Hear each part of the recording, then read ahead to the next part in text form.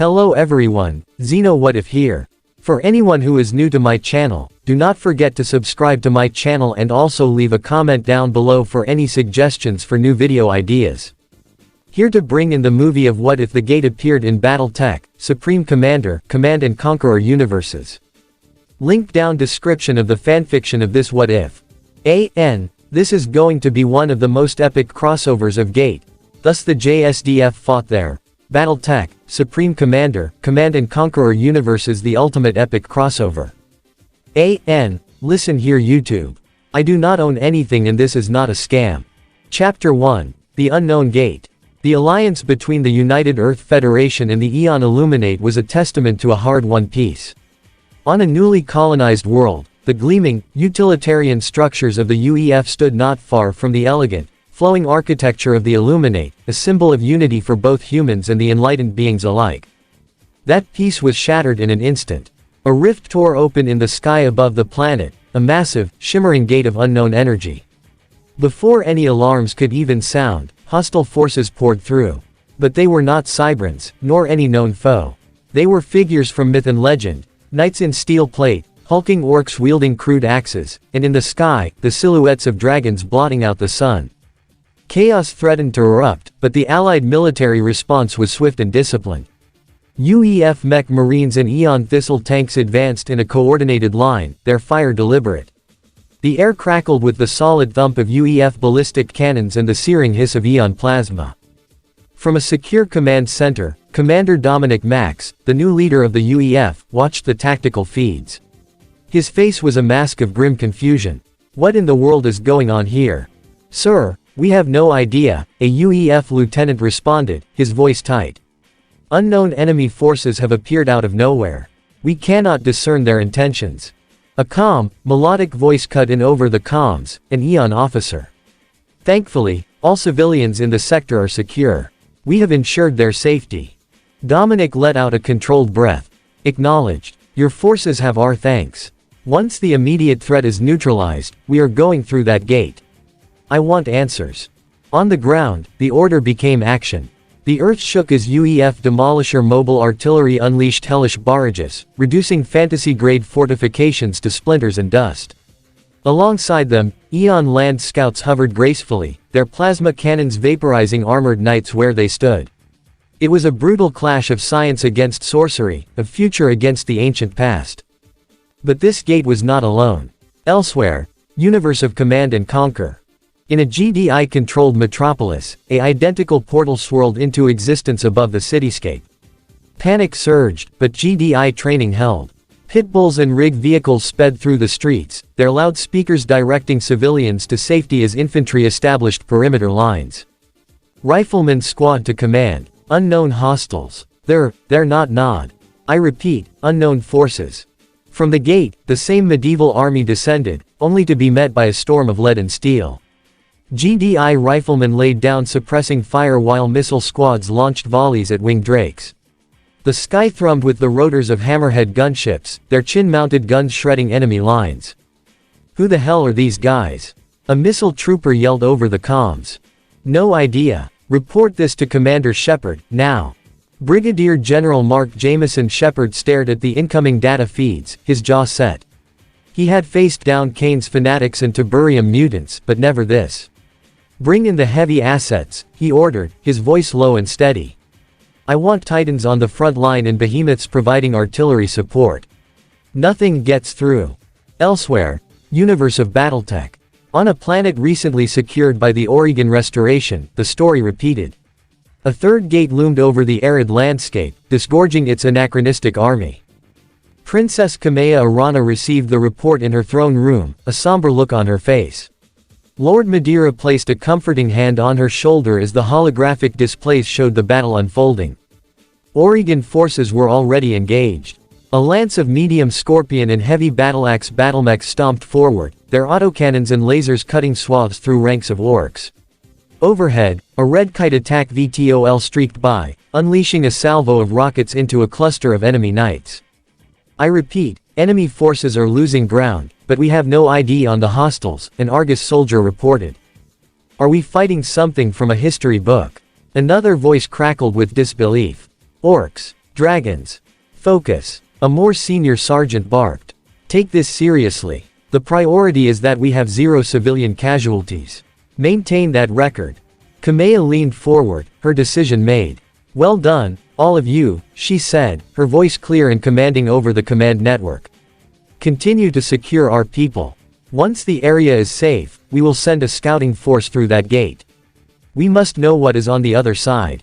Across 3 separate universes, 3 powerful factions had been attacked from the same, impossible source.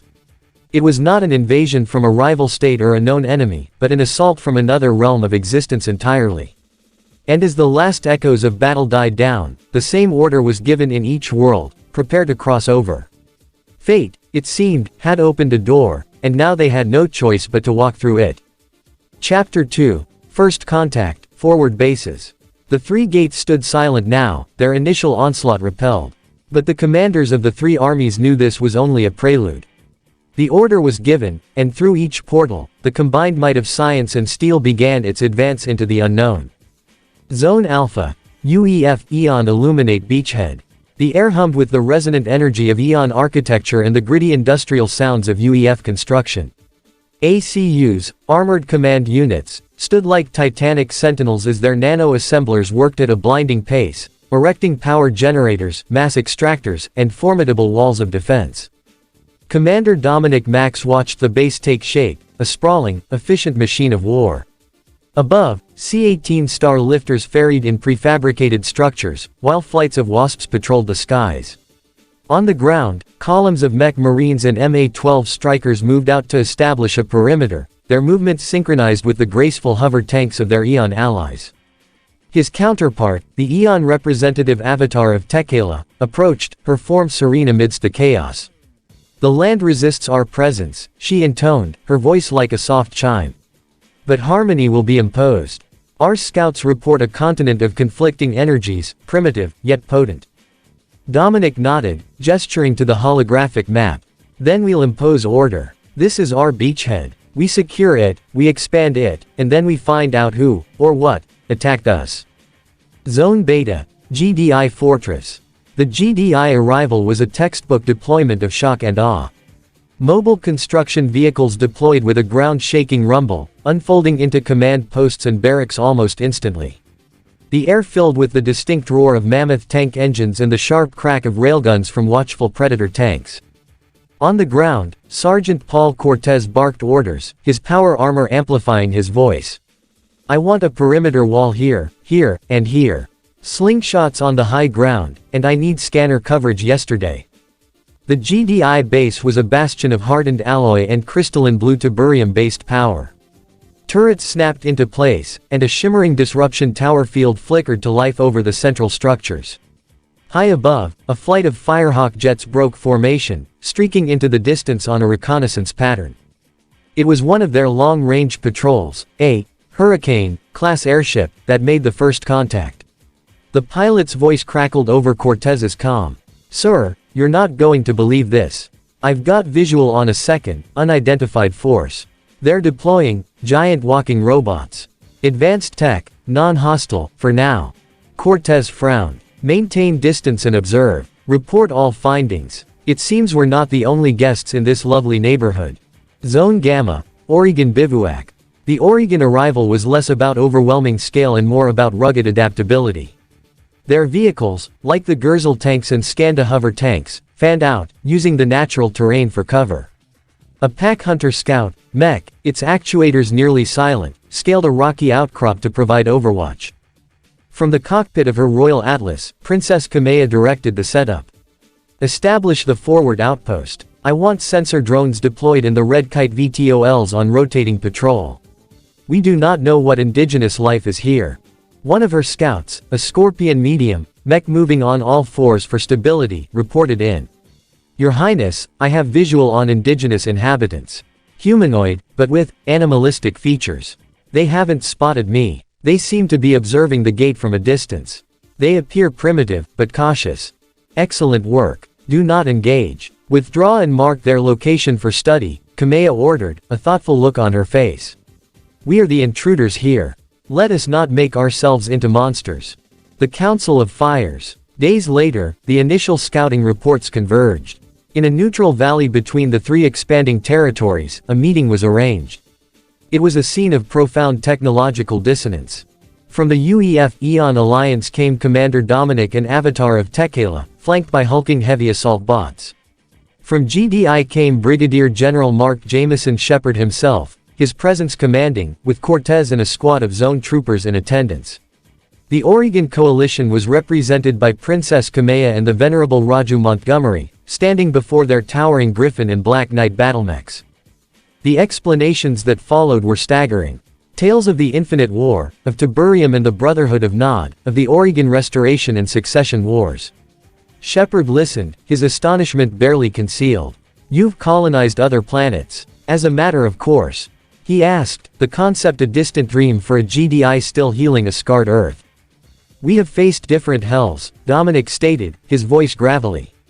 "But this is a new one. Our enemy seems to be magic itself. And our strength lies in unity," Kamea added. "Our scouts have all seen the same thing, a world of kingdoms, dragons, and sorcery. We cannot face it divided." There was no conflict, only a shared, grim understanding. The decision was unanimous. The United Alliance. What followed was an unprecedented fusion of technology. UEF engineers worked with GDI technicians to integrate Tiberium power cores with Eon energy systems. Oregon technicians shared their expertise on rugged, field-based, mech repairs, while GDI provided schematics for their potent orbital ion cannon network. A central, futuristic city began to rise, a marvel of combined ingenuity. Satellites were launched into the planet's orbit, their lenses and sensors finally piercing the veil of the unknown world below. They named their fledgling civilization the United Alliance. It was a pact forged not from shared history, but from shared survival. They had stepped through the gates as separate armies. Now, they would face the fantasy-born storm as one. Chapter 3, Alliance First Mission. The serene morning in the mountain town of Triel shattered with the distant, thunderous roar of cannon fire. Panic erupted instantly. Townsfolk scrambled from their homes, clutching children and precious belongings. Some fled deeper into the mountains, others into the dense surrounding forests. Tiptoe, the town's veteran guardsman, his voice a gravelly boom, cut through the chaos. "To the temple. The old stone will hold. Move." He shepherded the terrified stream of civilians towards the ancient, fortified structure on the hill, the safest place in a town about to become a battlefield. They were not the only ones moving. Through the main valley pass, an army advanced. It was a sight from a nightmare woven from different worlds. The ground trembled under the tread of GDI Predator tanks and the hulking, six-legged forms of UEF Titans. Eon Illuminate Thistle tanks hovered silently beside them, their smooth organic forms a stark contrast to the angular GDI hardware. Overhead, the twin rotors of a GDI Hammerhead transport thrummed, its sensor pods scanning the terrain, while a flight of UEF Wasp fighters streaked past, patrolling the skies. From a camouflaged ridge 2 kilometers away, the scene was observed through advanced targeting scopes. 2 Oregon Coalition battlemechs stood motionless, their armor blended with the rock. "Look at that," came the calm, filtered voice of Lieutenant Kara over the comms, piloting the Black Knight class heavy battlemech, Warden. "Town's evacuated clean. Good. No crossfire complications." "I know, Warden," replied Sergeant Voss, his battle-axe class mech, Forge, crouched beside it. "But remember the briefing. We are Overwatch and rapid response.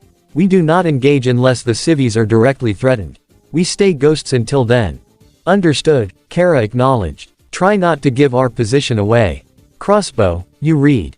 A third voice, cooler and detached, chimed in from a higher vantage point where the crossbow Omni-Mech lay prone. "Reading you. All hostiles are marked. Evac is complete. The field is clear." As the last civilian disappeared into the temple's thick doors, the whine of engines descended. A GDI Orca dropship and AV-35 Ox transport settled in the town square, kicking up dust. Ramps slammed down. From the Orca, a squad of GDI riflemen in their distinctive yellow-trimmed armor fanned out with practiced efficiency. From the Ox, a Pitbull light recon vehicle rolled out, followed by a team of zone troopers in powered assault armor, their railguns scanning the empty windows. "Area secure. No hostile contact," the rifleman squad leader reported, his voice crisp over the command net. They didn't see the lone observer. From the upper window of a sturdy timber-framed house on the square's edge, a young woman with fiery red hair watched, her green eyes wide with disbelief. This was Tigra, the daughter of the town's absent lord. What in the goddess's name? She thought. The machines were made of seamless metal, not wood and iron. The soldiers carried strange, blocky devices, not swords or spears. They moved with a unity and silence that spoke of terrifying discipline. Her thoughts were cut short by a new sound, the blaring of war horns from the eastern forest. The Fenrir attack had arrived. Duke Fenrir's forces spilled into the opposite end of the town, 100 men in mismatched plate and mail, banners flying, led by a knight on an armored charger. They expected to sack a defenseless village. They did not expect the wall of yellow and black that greeted them. Contact. East Gate. The zone trooper commander barked. What followed was not a battle, it was a slaughter. The staccato roar of GDI railguns and grenade launchers filled the air. Fenrir knights, their armor designed to deflect swords and arrows, were punched through like parchment. The Pitbull's autocannon traced lines of destruction through their ranks.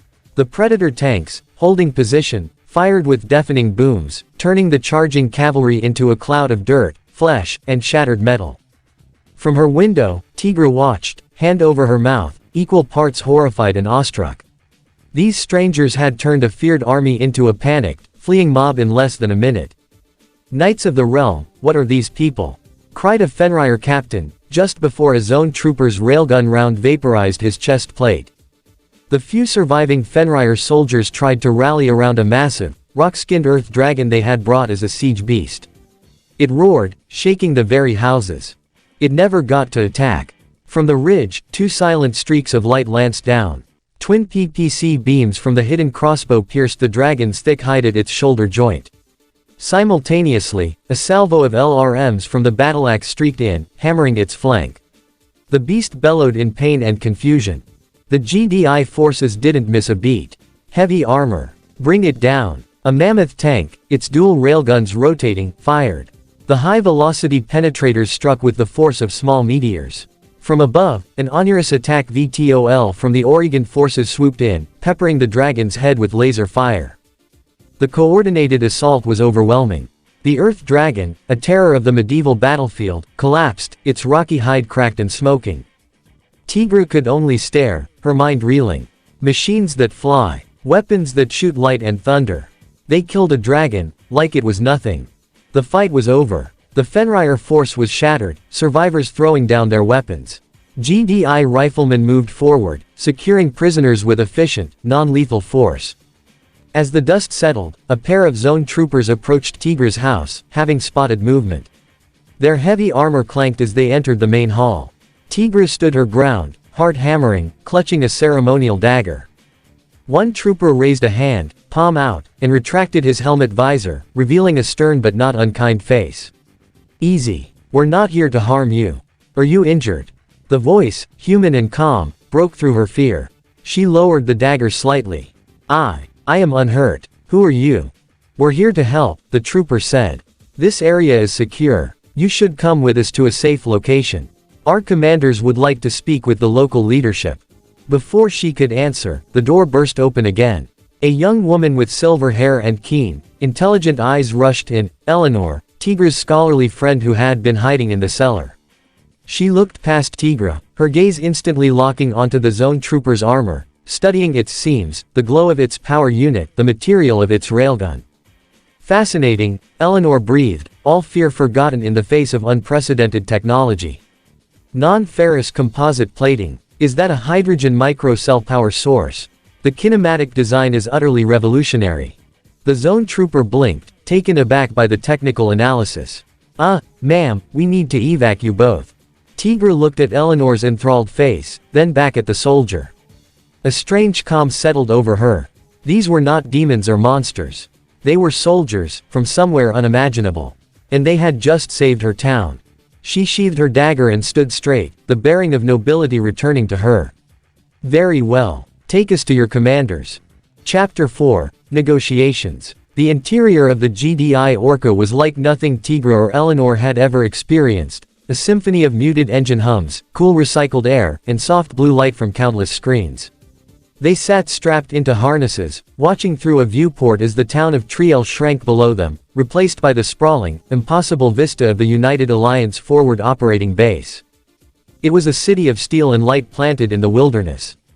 Geometric GDI structures stood beside the flowing, organic shapes of Eon illuminate buildings. Massive UEF armored command units stood guard like silent titans. Oregon dropships shared landing pads with V-35 AUX transports. In the distance, the blocky forms of mammoth tanks patrolled alongside the sleek hover tanks of the Eon. By the gods, Tigra whispered. It's a multi-temporal, multi-spatial confluence point. Eleanor gasped, her nose almost pressed to the viewport. Look at the energy signatures. They've fused technologies from divergent evolutionary paths. The Orca sat down with a soft thump in a designated bay. The ramp descended, revealing a crisp, clean hallway leading into the heart of the command center. They were ushered into a conference room of stark, efficient design. A large holotable dominated the center, currently displaying a rotating map of the continent. Seated around it were three individuals. A man with sharp features and the bearing of a lifelong soldier, his uniform adorned with the eagle icon of the GDI, Brigadier General Mark Jameson Shepard. Beside him, a man with a calmer demeanor but eyes that missed nothing, wearing the uniform of the Oregon Coalition, Lieutenant General Jack Granger, retired, now advisor. And a woman, her posture regal yet hardened by war, her armor a blend of ceremonial grace and practical plating, High Lady Kamea Arana of the restored Oregon Coalition. Lady Tigra of Triel, General Shepard began, standing. His voice was firm but not unkind. I am Brigadier General Shepard. This is Lieutenant General Granger and High Lady Arana. Please, be seated. You are safe here. Tigra sat, Eleanor beside her, who was still craning her neck to examine the room's lighting fixtures. We apologize for the abruptness, Kamea Arana said, her voice warmer. And for the destruction in your town. Our primary directive was civilian safety. Minimizing collateral damage is always our goal, but in a kinetic engagement. You saved us, Tigra said, finding her voice. The Fenrir would have burned Triel to the ground. We, thank you. She took a breath, steeling herself. But who are you? Your machines, your weapons, they are not of this world. General Shepard exchanged a look with Granger and Arana. A perceptive conclusion, Granger said. And a correct one. The holotable flickered. The map vanished, replaced by a rotating schematic of a massive, stone archway, humming with unnatural energy.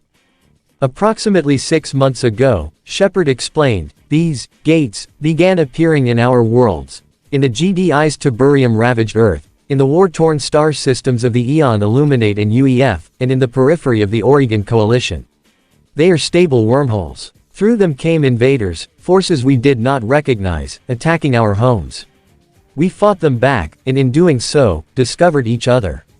We formed this alliance. We followed a major incursion force through a gate, Kamea continued, which led us here, to your world. We believe the Fenrir, or powers behind them, may be connected to the forces attacking our homes. Eleanor leaned forward, her scholarly passion overriding protocol. A trans-dimensional incursion event. The mana flow fluctuations reported last season, it must have been the gate's activation. Your technology, it doesn't utilize mana at all, does it? It's purely physical and energetic science. A slight smile touched Granger's lips.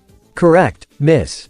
Eleanor, sir. Just Eleanor. Correct, Eleanor. Our worlds developed differently. Yours has magic. Ours have physics, engineering, and in some cases, he glanced at Shepard, considerable quantities of explosive. Shepard brought the discussion back. Our presence here is twofold. First, to find the source of these cross-dimensional attacks and secure our own realms. Second, he looked directly at Tigra, we do not seek to conquer your world. We have seen enough war.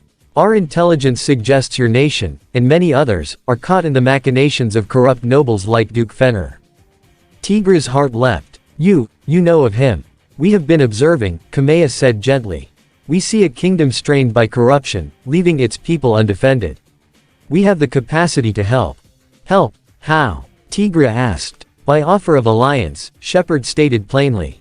We provide security, technological and humanitarian aid for your people. In return, we request a secured base of operations on this continent, your town and the surrounding valley, which is strategically sound, and local intelligence. A partnership. We help you stabilize your region, you help us find the root of these gates. Tigra was silent, overwhelmed.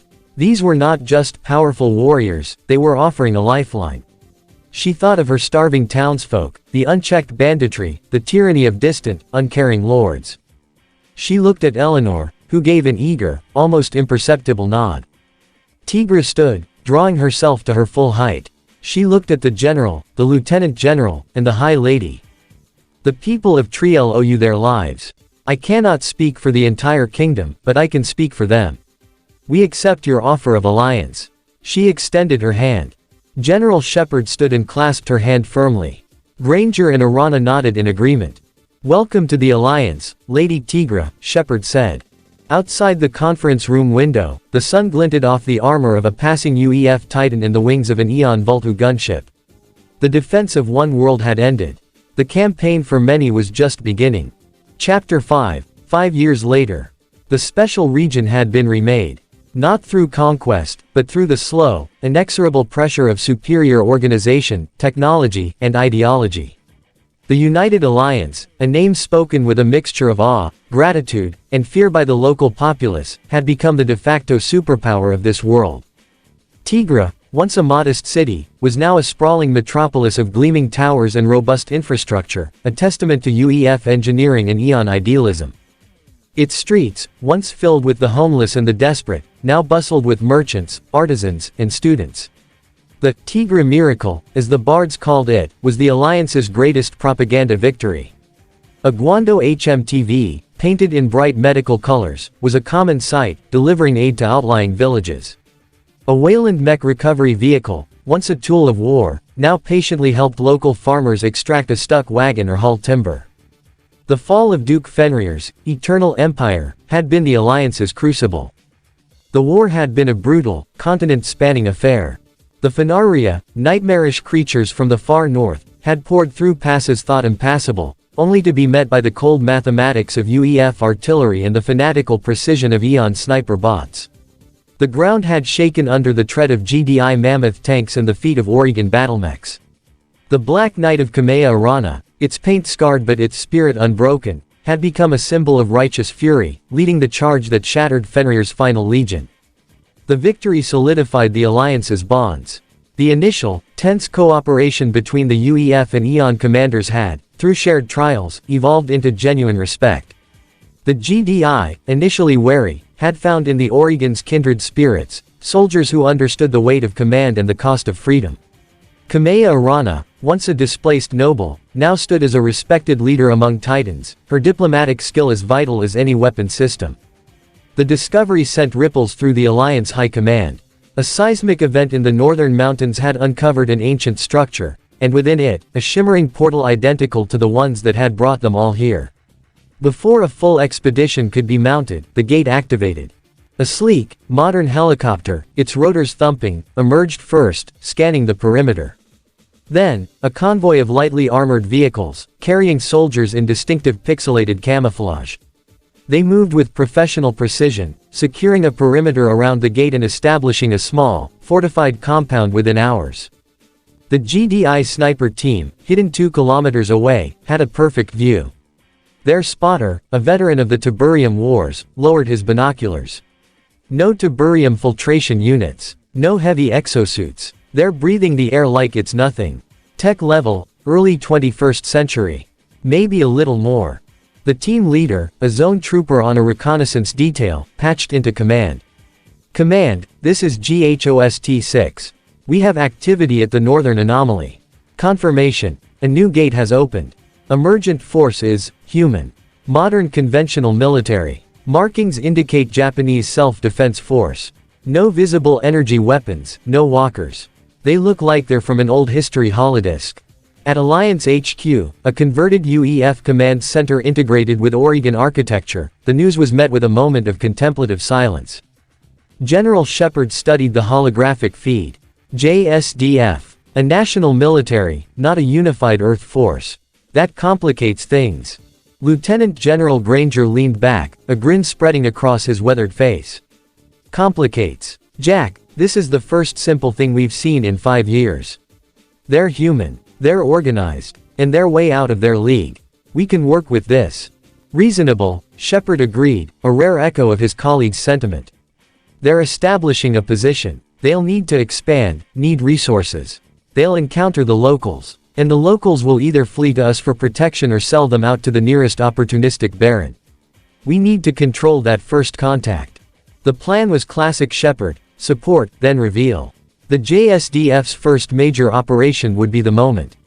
Alliance intelligence, a blend of Oregon scouts, Eon, Way Seekers, and GDI recon drones, had already identified the target, a bandit kingpin terrorizing the trade routes near the JSDF's position, a remnant of Fenrir's shattered forces.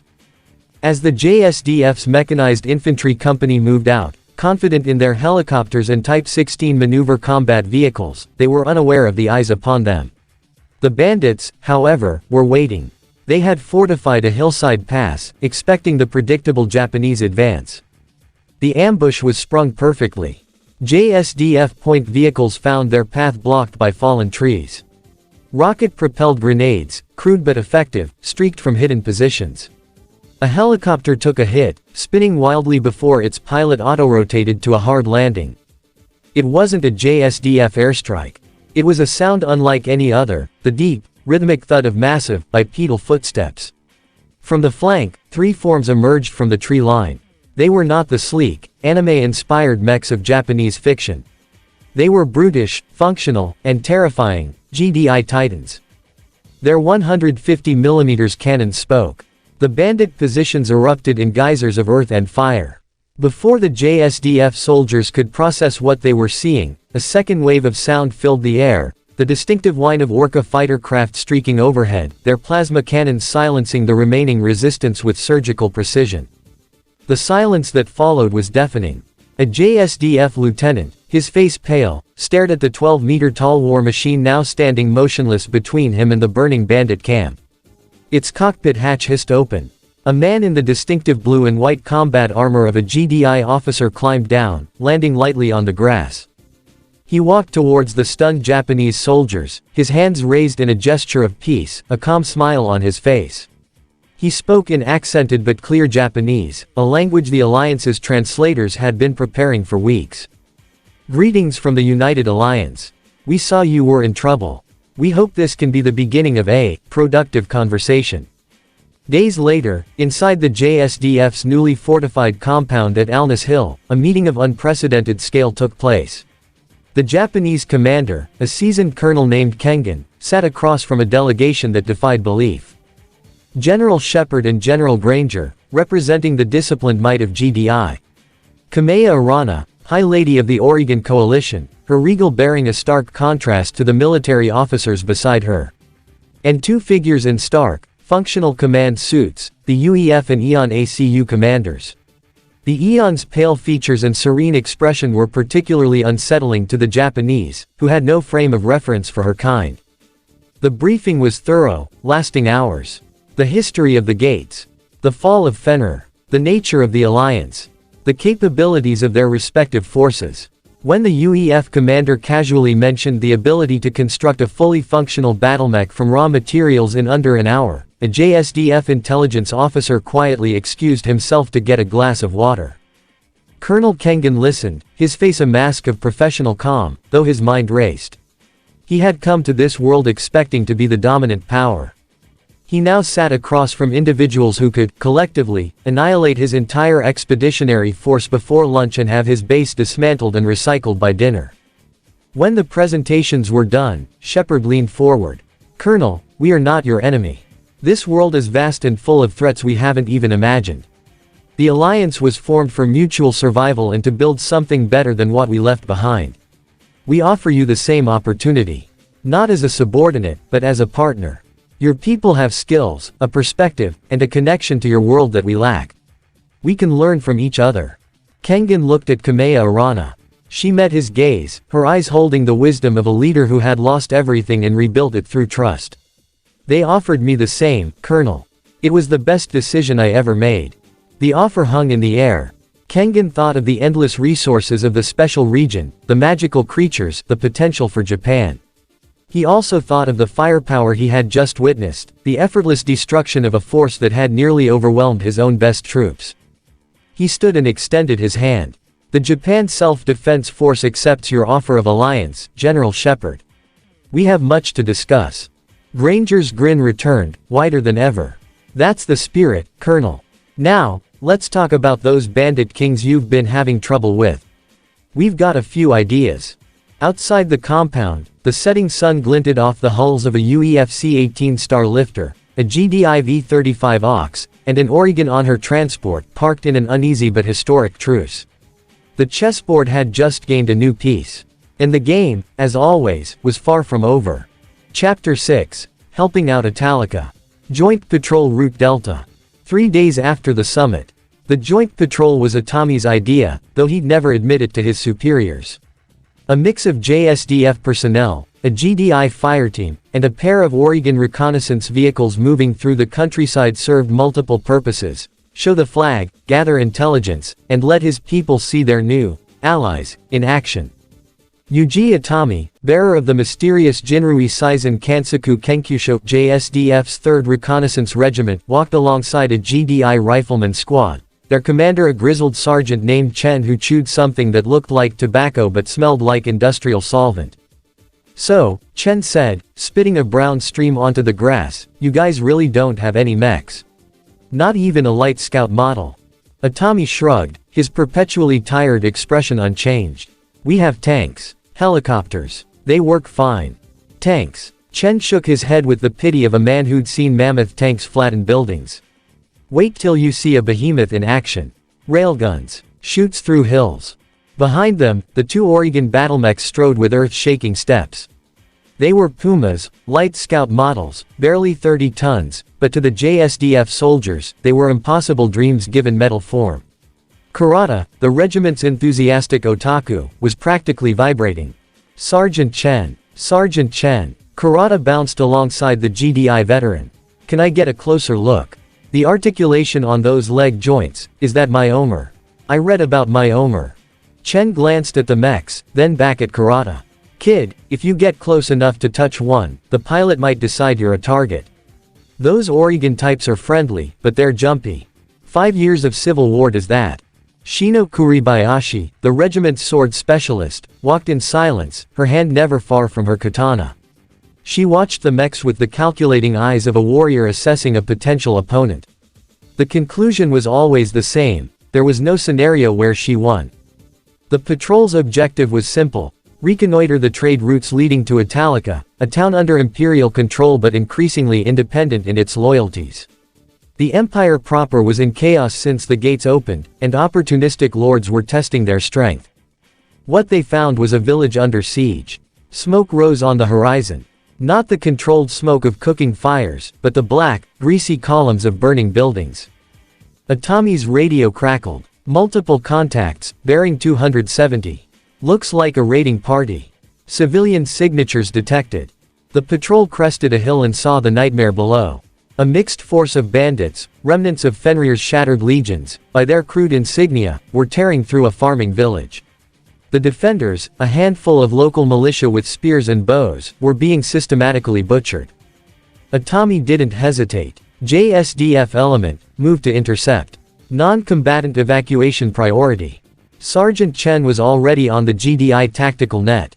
"Copy that. Rifle squad, bounding overwatch. We'll take the left flank." The Oregon mechs needed no orders. The lead Puma, call sign, Prowler -1, its pilot a young woman named Karen Andres, surged forward, its medium lasers cycling with an audible whine. "Engaging," she said, her voice flat over the Alliance frequency. The first warning the bandits had was the scream of GDI grenade launchers. High explosive rounds landed among their rear ranks, scattering bodies like ragdolls. Then the Pumas opened up. Laser fire, bright as miniature suns, stabbed down from the hillside. Each shot punched through armor, through flesh, through the crude war machines the bandits had salvaged. A third of the raiding force ceased to exist in the first 10 seconds. The survivors broke. They always did. The village was saved, but 14 farmers would never see another harvest. Itami knelt beside a young girl, no more than 8, who stared with empty eyes at her mother's body. He said nothing. There was nothing to say. Shino found him there. Atami-san, the GDI commander wants to speak with you. He nodded, gently closing the mother's eyes before standing. Sergeant Chen was coordinating with his squad, directing them to set up a perimeter. Good work, Lieutenant. Fast response. Your people move well. Thanks. Atami looked at the burning buildings. We couldn't save them all. No, you never can. Chen's voice was old, tired. But you saved the ones still breathing. That's the job. Kurata was helping a local man pull debris from a collapsed home, his enthusiasm replaced by grim determination. Kuribayashi stood guard at the village edge, watching for bandit return. Tomita, the regiment's gentle giant, was carrying children to a collection point where Mari Kurakawa, the unit's doctor, was already triaging the wounded. A figure emerged from the tree line, a woman with blonde hair so pale it was almost white, pointed ears visible through her disheveled locks. An elf. Behind her walked a shorter figure, a girl who seemed no more than 13 but carried a massive battle axe with casual ease. Her eyes, violet and ancient, swept across the scene with an unnerving calm. Tuka Luna Marceau and Rory Mercury. Atami had seen many strange things since the gate opened. Demigods, apostles, creatures of legend. But seeing them approach GDI soldiers from another world entirely, was something new. Rory's eyes locked onto Sergeant Chen. She smiled, and it was the smile of a predator recognizing another predator. You fight well, stranger. Your goddess must be proud. Chen blinked. Lady, I don't have a goddess. I have a pension and a rifle that shoots depleted uranium rounds. Rory's smile widened. Even better. You chose the fight. Tuka, meanwhile, had found the elf girl among the survivors. They spoke in rapid Elvish, tears streaming down both their faces. The girl pointed at the burning village, at the bodies, and Tuka's expression hardened. Atami watched it all, the pieces moving on a board he was only beginning to understand. The decision to divert the main force to Italica came within the hour. Intelligence from the survivors confirmed that the bandits were just the vanguard. A larger force, perhaps 2,000 strong, was moving on the city itself. Italica's walls were old, its garrison minimal, and its governor, a man named August, was more concerned with politics than defense. Colonel Kengan, briefed via satellite link, made the call. JSDF will assist in the defense of Italica. Political complications with the Empire be damned. We're not leaving civilians to die. General Shepard's voice came through the Alliance channel. Agreed. GDI is mobilizing a rapid response force. The Oregons are already moving. Kamea Arana herself led the Oregon element. Her Black Knight, a 75-ton monument to righteous fury, strode at the head of a reinforced company. Beside her, Raju, Mastiff, Montgomery piloted his own battleaxe, its massive frame a reassuring presence. The UEF and Eon commanders had offered heavier assets, but Shepard declined. This is a rescue mission, not a conquest. We want to save the city, not flatten it. So the force that converged on Italica was a strange hybrid. JSDF Type 16 maneuver combat vehicles and Apache helicopters, GDI Pitbulls, Titans, and a single mammoth tank for psychological effect. Oregon battlemechs of every weight class, their pilots veterans of 100 planetary conflicts. And walking among them, a handful of figures who defied categorization. Lele Lalina, the young prodigy mage, rode in a JSDF truck, her eyes wide as she studied the GDI infantry. Their weapons, their armor, their very existence challenged everything she knew about the world. It's impossible, she whispered to herself. The magical energy required just to move those machines. Cato L. Alston, her master, stroked his beard thoughtfully. Not magic, child. Something else. Something we must learn. Rory Mercury walked beside the mammoth tank, occasionally reaching out to touch its armored hull. The tank commander, a GDI veteran named Harrison, had given up trying to understand her. You know, he said over the intercom to his gunner, back on Earth, I thought I'd seen everything. Tiberium, Skrin, Kane's nonsense. Then I come to a fantasy world and a loli with an axe wants to be friends. The gunner laughed. Sir, permission to speak freely. Granted. This is the best deployment ever. The bandit army arrived at dawn, 2,000 strong, with siege towers and battering rams and the desperate courage of men who had nothing left to lose. They expected a quick victory against a frightened city. Instead, they found hell. The JSDF opened the dance. Type 16s hull down on the hillsides, their 105mm guns speaking with mechanical precision. Apache helicopters, their rotors thumping, unleashed Hellfire missiles into the bandit ranks. The first wave died before they understood they were under attack. Then the GDI Titans advanced. 12 meters of armored death, their 150mm cannons firing at will. Each round killed a dozen men. The survivors broke, reformed, broke again. The mammoth tank found the bandit commander's position and erased it from existence with a single dual-cannon salvo. The Oregon mechs moved through the chaos like gods of war. The Black Knight's particle projection cannon carved burning lines through the enemy. The Battleaxe's SRMs left craters where formations once stood. Lighter mechs, crabs, griffins, a single pack hunter too, flanked and harried, herding the bandits into kill zones. Rory Mercury walked through the battlefield, her axe singing. Men died and she smiled. Atami watched her from behind a Type 16, his expression unreadable. "She's not human," Kuribayashi said, her voice tight. "No," Atami agreed. "But she's on our side. For now." Tuka found her people among the city's defenders, elves who had fled the destruction of their homeland, now fighting alongside humans to protect a new home. She fought beside them, her magic flaring bright, and for the first time in years, she felt like she belonged. Lele, from her position behind the JSDF lines, cast spell after spell. Barriers to deflect arrows, bolts of force to topple siege towers, fire to consume the wounded. Kato watched with pride and terror. His student was surpassing him, and the world she was growing into was beyond anything he had imagined. The battle lasted 4 hours. When it ended, 2,000 bandits lay dead or dying. The Alliance lost 7 soldiers. Italica stood. Governor August, a man whose political calculations had frozen him into inaction, emerged from his palace to find his city saved by strangers. He didn't know whether to thank them or fear them. Pina County Lotta, the imperial princess, arrived 2 days later with a small escort. She had come to negotiate with the bandits, to offer them amnesty in exchange for peace. Instead, she found a city flying no flag but its own, defended by machines that defied imagination. Her meeting with Kamea Arana was polite, formal, and utterly inconclusive. Pina wanted imperial authority restored.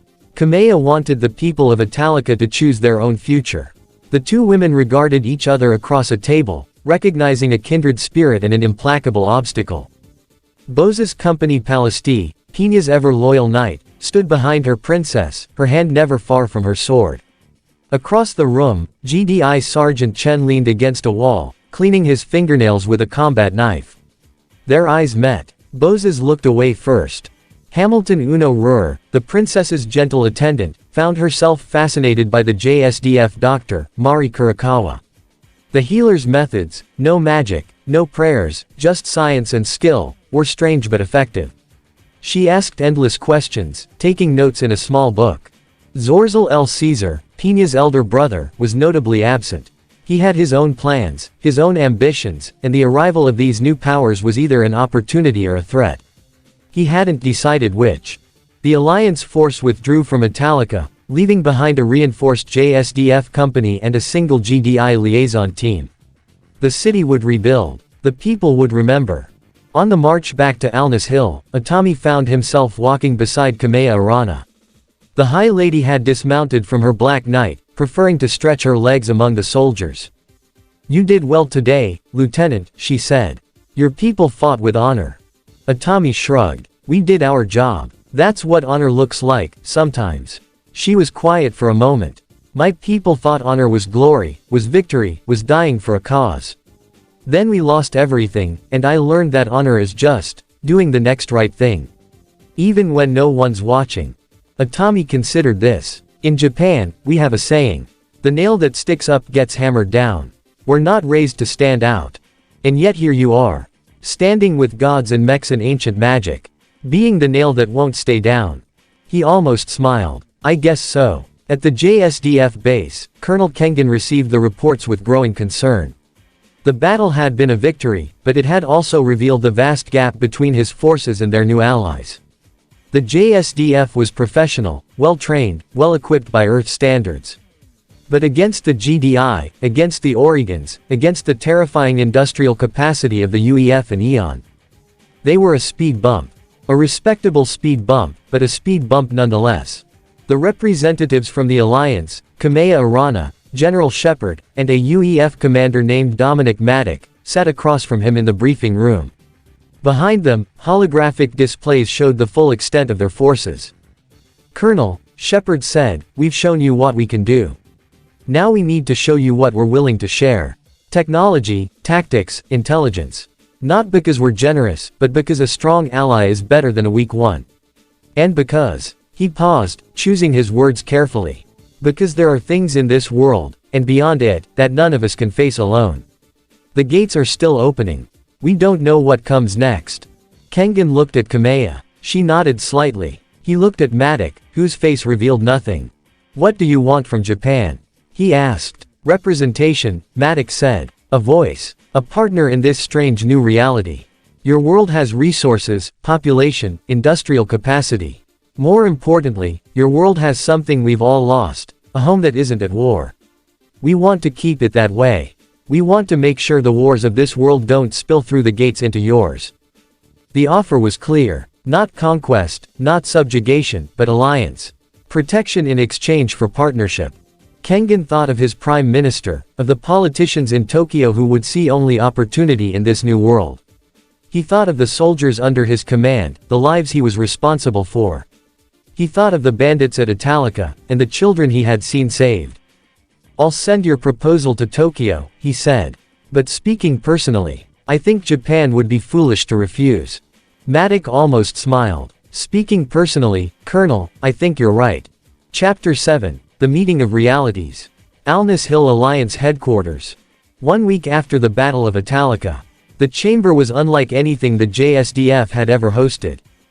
Built from a fusion of UEF prefabricated materials, GDI reinforced composites, and Oregon structural alloys, the meeting hall stood at the center of the Allied forward operating base. Its walls hummed with ambient energy, its lighting was soft but omnidirectional, and its central table, a massive circle of polished dark metal, could project holographic displays from any of the 4 factions present. Today, it would host the most extraordinary diplomatic gathering in human history. Representatives from 4 distinct realities had gathered. Not merely different nations or cultures, but different universes, each with its own history of war, survival, and technological evolution. The JSDF delegation arrived first, escorted through the gate from Tokyo. Prime Minister's envoy Koichiro Hazama led the civilian contingent, his expression carefully neutral. Beside him walked Colonel Kengan, whose face revealed nothing but whose eyes missed everything. "Atami," Kengan said quietly as they entered the hall, "your team will remain on standby. I want eyes on every exit." Yuji Atami nodded, his perpetual fatigue masking sharp attention. "Understood, sir. Kurata's already cataloging the technology. Kurokawa's monitoring for any biological concerns." "Good. And the special observers?" Atami glanced toward the rear of the chamber, where Rory Mercury sat cross-legged on a reinforced bench, her massive axe resting across her lap. Beside her, Lelela Lilina studied the holographic projectors with intense fascination, while Tuka Luna Marceau watched the armored GDI guards with wary eyes. "They're behaving," Atami said. Kengan sighed. "That's the best we can hope for." The doors hissed open, and the first of the off-world delegations entered. Commander Dominic Maddox wore the formal dress uniform of the United Earth Federation, dark blue, crisp lines, medals denoting campaigns against the Cybran Nation and the Eon Illuminate before the Alliance. Beside him walked Talia Kale, her Eon Illuminate robes shimmering with an inner light that made the JSDF guards blink. Their escort was minimal. 2 UEF mech Marines standing motionless at the door, their sensor arrays sweeping the room in continuous patterns. "Ambassador Hazama," Maddox said, extending his hand. His accent was neutral, his voice calm. "Thank you for agreeing to this meeting." Hazama shook it, surprised by the warmth of the grip. "Commander Maddox, the Prime Minister sends his regards. I must admit, we have many questions." "And I have many answers," Maddox replied. "Though I suspect some of them will raise more questions than they settle." Talia Kale inclined her head toward the Japanese delegation. "The way welcomes dialogue. Understanding between different paths is the foundation of enlightenment. Rory Mercury, from her bench, snorted. Pretty words. Let's see what they mean when the fighting starts. Talia's serene smile didn't waver. The way has seen many battles, Apostle. We do not fear them. Rory's violet eyes narrowed with interest. The second delegation entered with the heavy tread of soldiers who had walked through fire. Brigadier General Mark Jameson Shepard led the GDI contingent, his dress uniform immaculate but his face bearing the weathered lines of command. Behind him walked Lieutenant General Jack Granger, whose presence radiated the quiet authority of a man who had seen empires rise and fall. Their escort was a single squad of zone troopers, their power armor humming with contained energy.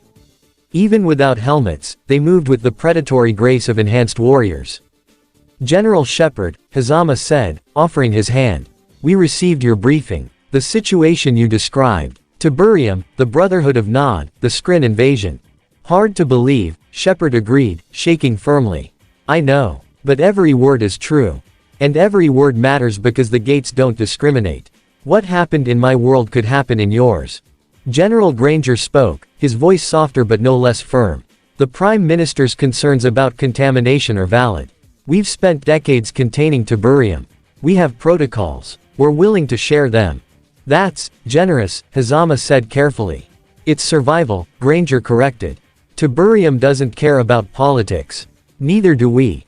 The final delegation entered, and the room fell silent. Princess Kamea Arana walked at the head of her people, her formal attire blending Oregon noble traditions with practical military modifications. Behind her walked Sir Raju, Mastiff, Montgomery, his weathered face and missing eye testament to decades of combat. Lord Alexander Madeira followed, his sharp features and calculating eyes marking him as the spymaster he was. Their escort was the most unusual. A single Raven Light battlemech, its electronic warfare systems active but passive, standing guard outside the building. Inside, Karen Andres, the young pilot who had distinguished herself at Italica, served as Kamea's personal aide. Princess Kamea, Hazama said, bowing slightly. Your reputation precedes you. The defense of Italica was remarkable. Kamea returned the bow with formal grace.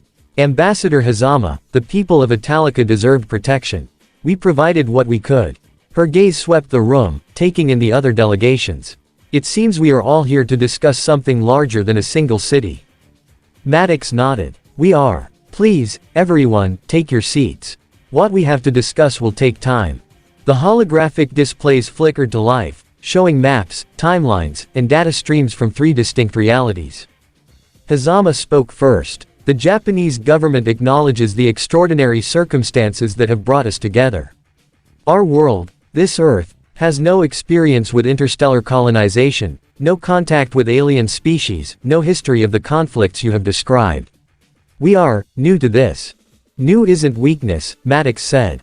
The UEF was new once.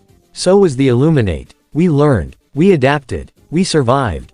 The question, Talia Kale added, is what we become as we learn. The way teaches that knowledge without wisdom is destruction. We must choose our path carefully. Shepard leaned forward. With respect, Ambassador, my world doesn't have the luxury of philosophical debate. Tiberium is a planetary extinction event. The Brotherhood of Nod is a genocidal cult. The Skrin are an unknown alien threat. We need practical solutions. Kamea raised a hand, silencing the rising tension. All of our worlds have known war. All of our worlds have known loss. The question before us is not which of us has suffered more. The question is whether we will face what comes together, or alone. The room fell silent. Kamea spoke first about her universe. A gate similar to this one opened in our reality, she explained, her voice steady. Humanity in my timeline has spread across the stars. We have colonized thousands of worlds. We have fought wars that spanned light years. And yet, she paused, choosing her words carefully. And yet, we have not found peace.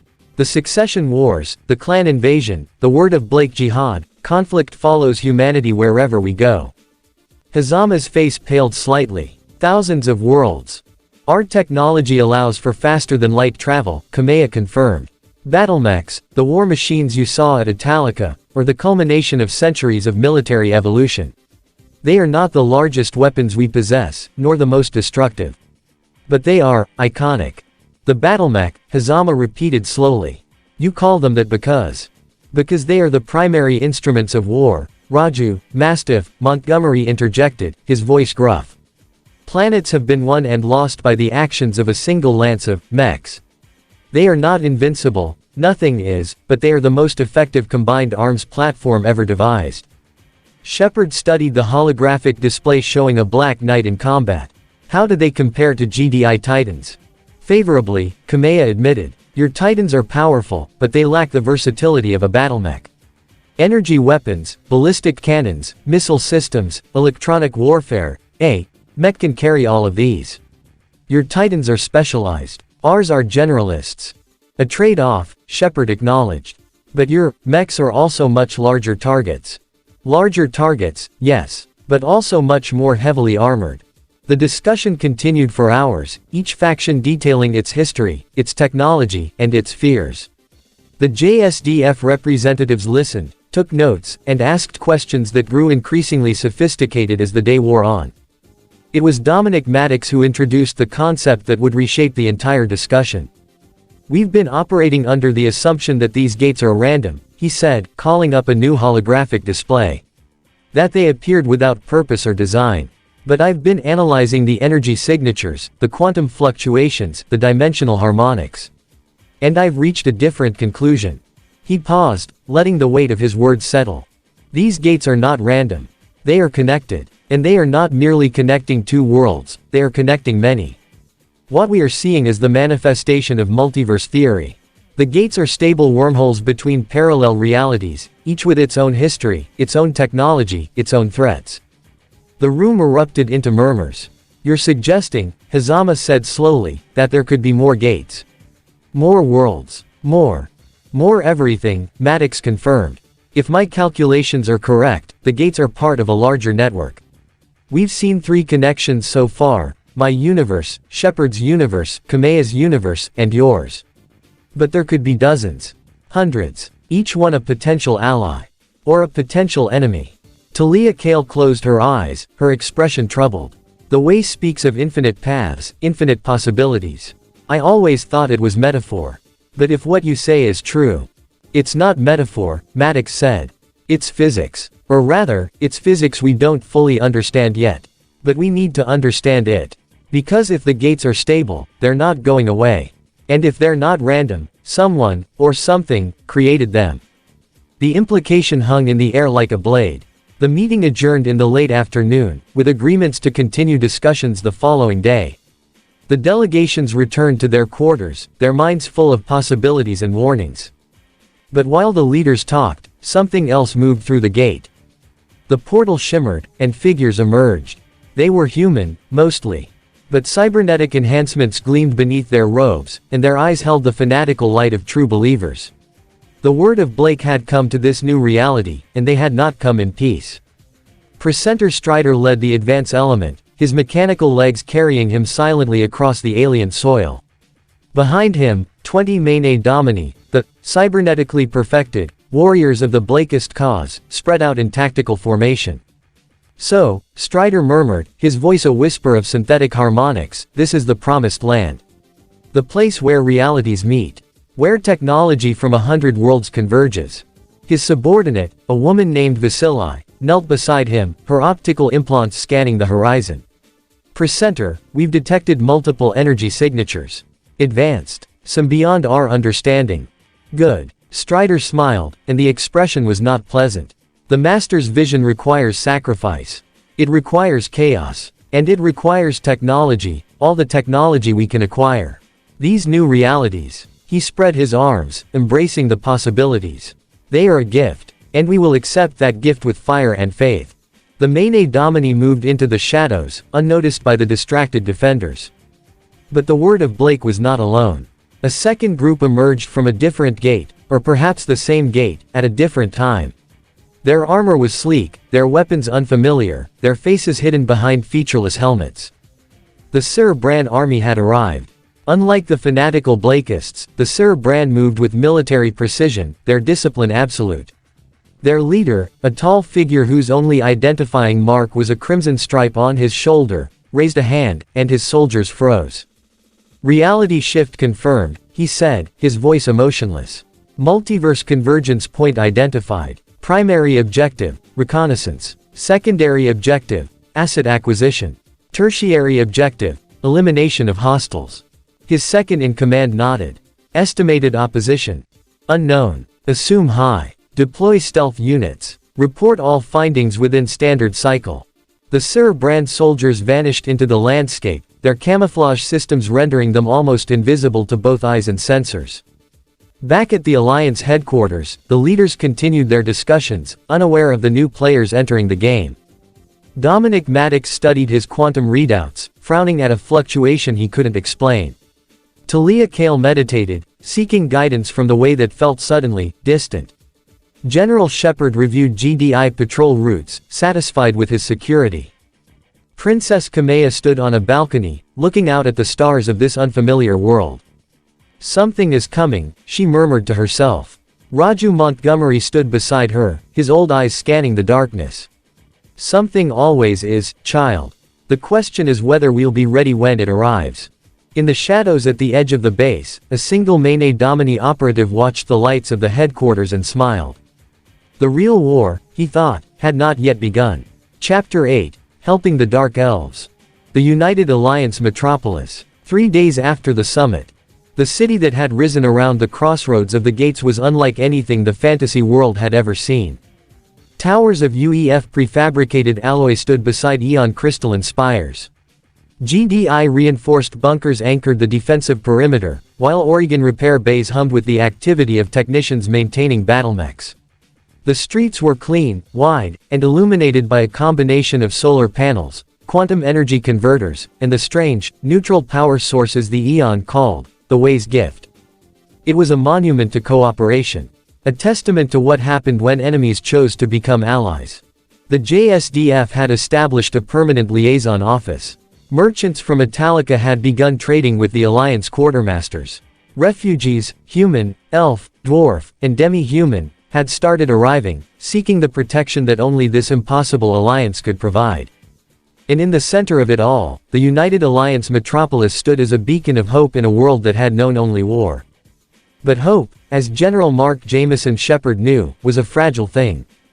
The Dark Elf's plea. Shepard was reviewing patrol routes in his office when the door burst open. His hand moved instinctively toward his sidearm, but he stopped when he saw who, or rather, what, had entered. A dark elf stood in the doorway, her silver hair disheveled, her violet eyes wide with desperation. Her skin was the color of midnight, her ears long and pointed, and her clothing, once fine leather and silk, was torn and scorched. Behind her, 2 GDI guards stood uncertainly, their rifles half raised.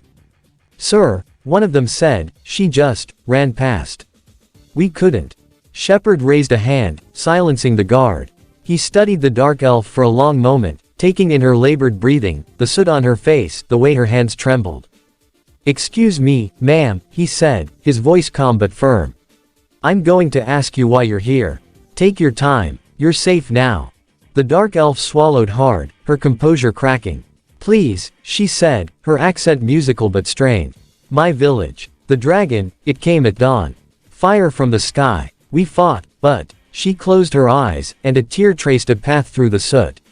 "We are dying. Please. I was told the strangers could help. Please." Shepard was already reaching for his comm unit. "What's your name?" "Wylandra," she whispered. "Daughter of Chief Tharos." "Wylandra, you have my word. GDI doesn't leave people to die." He keyed the all-hands channel. "All units, this is General Shepard. I need a rapid response team assembled. Dragon suppression. Coordinates to follow." The response was immediate. The strike force. Within 30 minutes, the force was assembled. It was a testament to the Alliance's growing integration that the strike force wasn't purely GDI. Commander Dominic Maddox had volunteered a pair of UEF Titan assault bots and a broadsword gunship for air support. Talia Kale had contributed a single Eon T3 sniper bot, a long-range killer that could engage the dragon before it even knew it was in danger. Princess Kamea Arana, hearing the call, had dispatched Karen Andres in her Raven and a single Griffin medium battlemech for ground support. The JSDF, occupied with diplomatic meetings with several local kingdoms, could not commit combat forces, but Dr. Mari Kurakawa had volunteered her medical services, and Atami had quietly slipped a single Type 16 into the convoy, just in case. The core of the force, however, was GDI. 2 squads of zone troopers in full power armor. A pair of mammoth tanks, their massive cannons gleaming. 4 pitbulls for reconnaissance. A slingshot anti-air vehicle, in case the Dragon brought friends. And a single mobile repair transport to keep the machines running. Wylandra watched the force assemble, her eyes wide. These are your soldiers. Shepard nodded. These are our soldiers, and they're going to save your people. The journey. The convoy moved through the forest at speed, the pitbulls ranging ahead to clear the path. The terrain was rough, this was not the carefully maintained roads of the Empire, but the wild lands where dark elves had lived for centuries, hidden from the world. Wylandra rode in the back of a GDI transport, her hands wrapped around a cup of coffee that Mari Kurakawa had pressed into them. Tell me about your village, Kurakawa said gently. Wylandra's voice was hollow. We were, 300 souls. Hunters, weavers, farmers. We wanted nothing from the Empire. We wanted only to be left alone.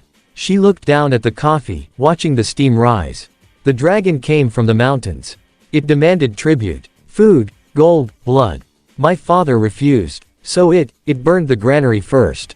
Then the homes. Then. She didn't finish. She didn't need to. Kurakawa placed a hand on her shoulder. We'll get there in time. I promise. The battle. The village was still burning when they arrived. The dragon, a massive creature, easily 40 meters from snout to tail, circled overhead, its scales gleaming like molten copper. Every few seconds, it would dive, unleashing a torrent of fire that turned another building to ash. The survivors, perhaps 50 of them, huddled in the village's central cave, had nowhere left to run. The Alliance strike force didn't hesitate. All units, engage, Shepard ordered. Priority is civilian protection. Bring that thing down. The mammoth tanks opened fire first. Their twin cannons roared, sending shells streaking toward the dragon. The creature twisted in midair, surprisingly agile, and the first salvo missed, but the second caught it on the wing, tearing through membrane and muscle. The dragon screamed, a sound like grinding metal and thunder, and turned toward its attackers. That was when the zone troopers struck. Drop pods slammed into the ground around the village, and the power-armored soldiers emerged like avenging angels. Their railguns cycled, firing depleted uranium slugs at hypersonic speeds. Each round punched through dragon scale like paper, drawing gouts of black blood. The dragon tried to flee. The broadsword gunship was waiting. Its rotary cannons roared, stitching a line of explosive rounds across the dragon's back. The creature tumbled, crashing into the forest, and for a moment, it seemed the battle was over. Then it rose again, enraged, and breathed fire at the gunship. The broadsword banked hard, its armor blackening but holding. The pilot's voice came through the comm, tight with focus. Taking damage, but still combat effective. Requesting permission for kill shot. Shepard glanced at the village, at the survivors, at the dragon that had caused so much death. Permission granted. The Eon sniper bot, which had been positioned on a ridge 2 kilometers away, fired. The shot was perfect. The T-3 sniper bot's heavy particle beam lanced across the battlefield, striking the dragon directly in the base of its skull. The creature's head snapped back, its neck breaking with an audible crack, and it collapsed, dead before it hit the ground. Silence fell over the village. Then, one by one, the Dark Elves emerged from their cave, staring at the fallen dragon, at the soldiers who had saved them, at the impossible machines that had turned the tide. Wylandra fell to her knees, tears streaming down her face. "Thank you," she whispered. "Thank you. Thank you." Shepard helped her to her feet. "You're welcome, ma'am. Now let's get your people to safety." Aftermath. The Dark Elves were relocated to the United Alliance metropolis, where they were given housing, food, and medical care. Chief Tharos, who had survived, though his left arm was badly burned, met with Shepard personally.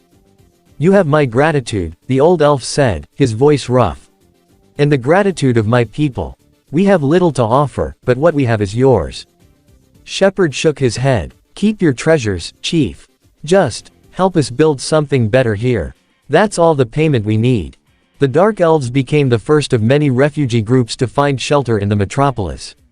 Their knowledge of the land, of the Empire's politics, of the magical creatures that roamed the wilderness, proved invaluable. And Wylandra, the desperate messenger who had run through fire to find help, became a liaison between the Dark Elf community and the Alliance command. But not all the news was good. The Secret Alliance. Deep within the Imperial capital, far from the eyes of the Alliance, a different kind of meeting was taking place. Prince Zorzal El Caesar, heir to the Satyran Empire, sat at the head of a long table. Across from him were three figures who should not have been there. Presenter Strider of the Word of Blake, his cybernetic eyes gleaming in the candlelight. A commander of the Cerebran army, his face hidden behind a featureless helmet. And a representative of a third faction, one that had not yet revealed itself to the world. You have your weapons, Zorzal said, his voice cold. You have your soldiers. You have my permission to operate within Imperial territory, so long as you do not interfere with my rule. Strider smiled. Your Highness is generous, but we require more than permission. We require resources. Tiberium, for example, does not exist in this world. We must synthesize alternatives. Your mines, your forges, your labor, all of these will be necessary. Zorzal's eyes narrowed. And what do I receive in return? The destruction of your enemies, Strider said simply. The JSDF. The so-called Alliance. Everyone who threatens your throne.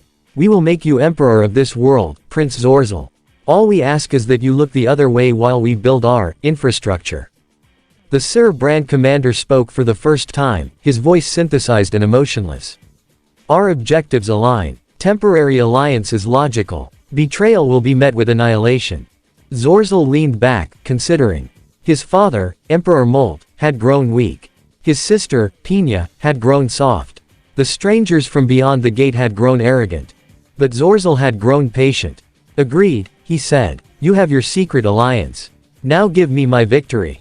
The three figures rose, and one by one, they faded into the shadows. Behind them, they left a single document, a list of targets, a timeline of attacks, and a promise of fire. The Alliance had saved a village. But the war for the world had only just begun. Meanwhile, at the metropolis, Kamea Arana stood on the balcony of the Alliance headquarters, watching the sunset paint the city in shades of gold and red. Raju Montgomery stood beside her, his old eyes scanning the horizon. You're worried, he said. It wasn't a question. I'm always worried, Kamea replied. Today we saved a village. Tomorrow, we might have to save the world. And I'm not sure we're ready. Raju was silent for a long moment. Then, we're never ready, child. That's not how war works. You prepare, you train, you equip. But when the moment comes, you act. You adapt, you survive. Kamea turned to look at him. And if we don't survive, then we don't. Raju shrugged. But we fight anyway. Because that's what leaders do. That's what you do. Kamea smiled, though there was no humor in it. I wish I had your confidence. You have something better, Raju said. You have hope. Don't lose it. In the distance, a firefly flickered, or perhaps a signal, perhaps a warning. The night was coming, and in the shadows, enemies were gathering. Chapter 9, A Deadly Alliance from Within. The Imperial Palace, capital of the Satyran Empire. 1 week after the Dark Elf rescue. Prince Zorzal El Caesar was not a patient man. He had waited years for his father, Emperor Molt Saul Augustus, to step aside. He had endured his sister Pina's naive idealism, his general's cautious counsel, and the endless parade of diplomats who spoke of peace while sharpening their knives. But the arrival of the gates had changed everything. Strangers from other worlds, with weapons that defied imagination, had turned his empire's carefully balanced politics into chaos. The JSDF had humiliated his legions at Alnus Hill. The so-called alliance of machines and monsters had made fools of his commanders at Italica. And now, his father, weak, old, cowardly Molt, was considering negotiations with these invaders. Zorzal would not allow it. He sat in his private chambers, surrounded by maps and reports, when the shadows moved. They came without warning. 3 figures emerged from the darkness, their footsteps silent on the marble floor. Zorzal's guards, veterans all, reached for their swords, but before they could draw, they collapsed. Not dead, merely asleep. Zorzal's hand moved toward the dagger at his belt. I wouldn't, said the first figure. His voice was calm, almost friendly, but his eyes, glowing with an unnatural light, held no warmth. "We're not here to kill you, Prince Zorzel. We're here to offer you something much more valuable." The figure stepped into the light. He was human, mostly. But cybernetic enhancements gleamed at his temples, and his fingers ended in polished metal digits. His robes were dark, marked with a symbol Zorzel did not recognize, a broken circle surrounding a bleeding eye. "I am Presenter Strider of the Word of Blake," the man said. "And these are my associates." The second figure removed his helmet, revealing a face that was handsome, scarred, and utterly without mercy. His eyes were the color of tiburium, glowing green in the dim light. "Cain," he said simply. "Leader of the Brotherhood of Nod. You may have heard of us. Though I suspect your world's intelligence is lacking." Zorzel's jaw tightened. "I have not heard of you." "No," Cain agreed, smiling. "You wouldn't have. We come from a different gate. A different reality. But our enemies are the same as yours." The third figure said nothing. They wore featureless armor, their face hidden behind a blank helmet. But their presence was somehow the most threatening of all, a coiled silence that promised violence. "The Sir Bran army," Strider explained, "prefers anonymity. You may call them silent partners." Zorzel slowly released his dagger. "You attacked my guards. You entered my chambers uninvited. You speak of enemies and alliances. Give me one reason I shouldn't call the palace guard and have you all executed." Cain's smile widened. "Because we have something you want, Prince Zorzel. Something you need." He gestured, and a holographic display flickered to life, technology far beyond anything the Empire possessed. Images flickered across the air, JSDF tanks burning, GDI titans crumbling, Oregon battlemechs falling. "We can give you victory," Cain said. "Not just over the invaders from beyond the gate, but over your father, your sister, every rival who has ever stood in your way. We can make you emperor of this world, Prince Zorzel. All we ask is that you look the other way while we build our infrastructure." Zorzel was skeptical. He had heard promises before. Strider seemed to read his mind. "You doubt us. Understandable. Allow us to demonstrate." He raised a hand, and the shadows behind him moved.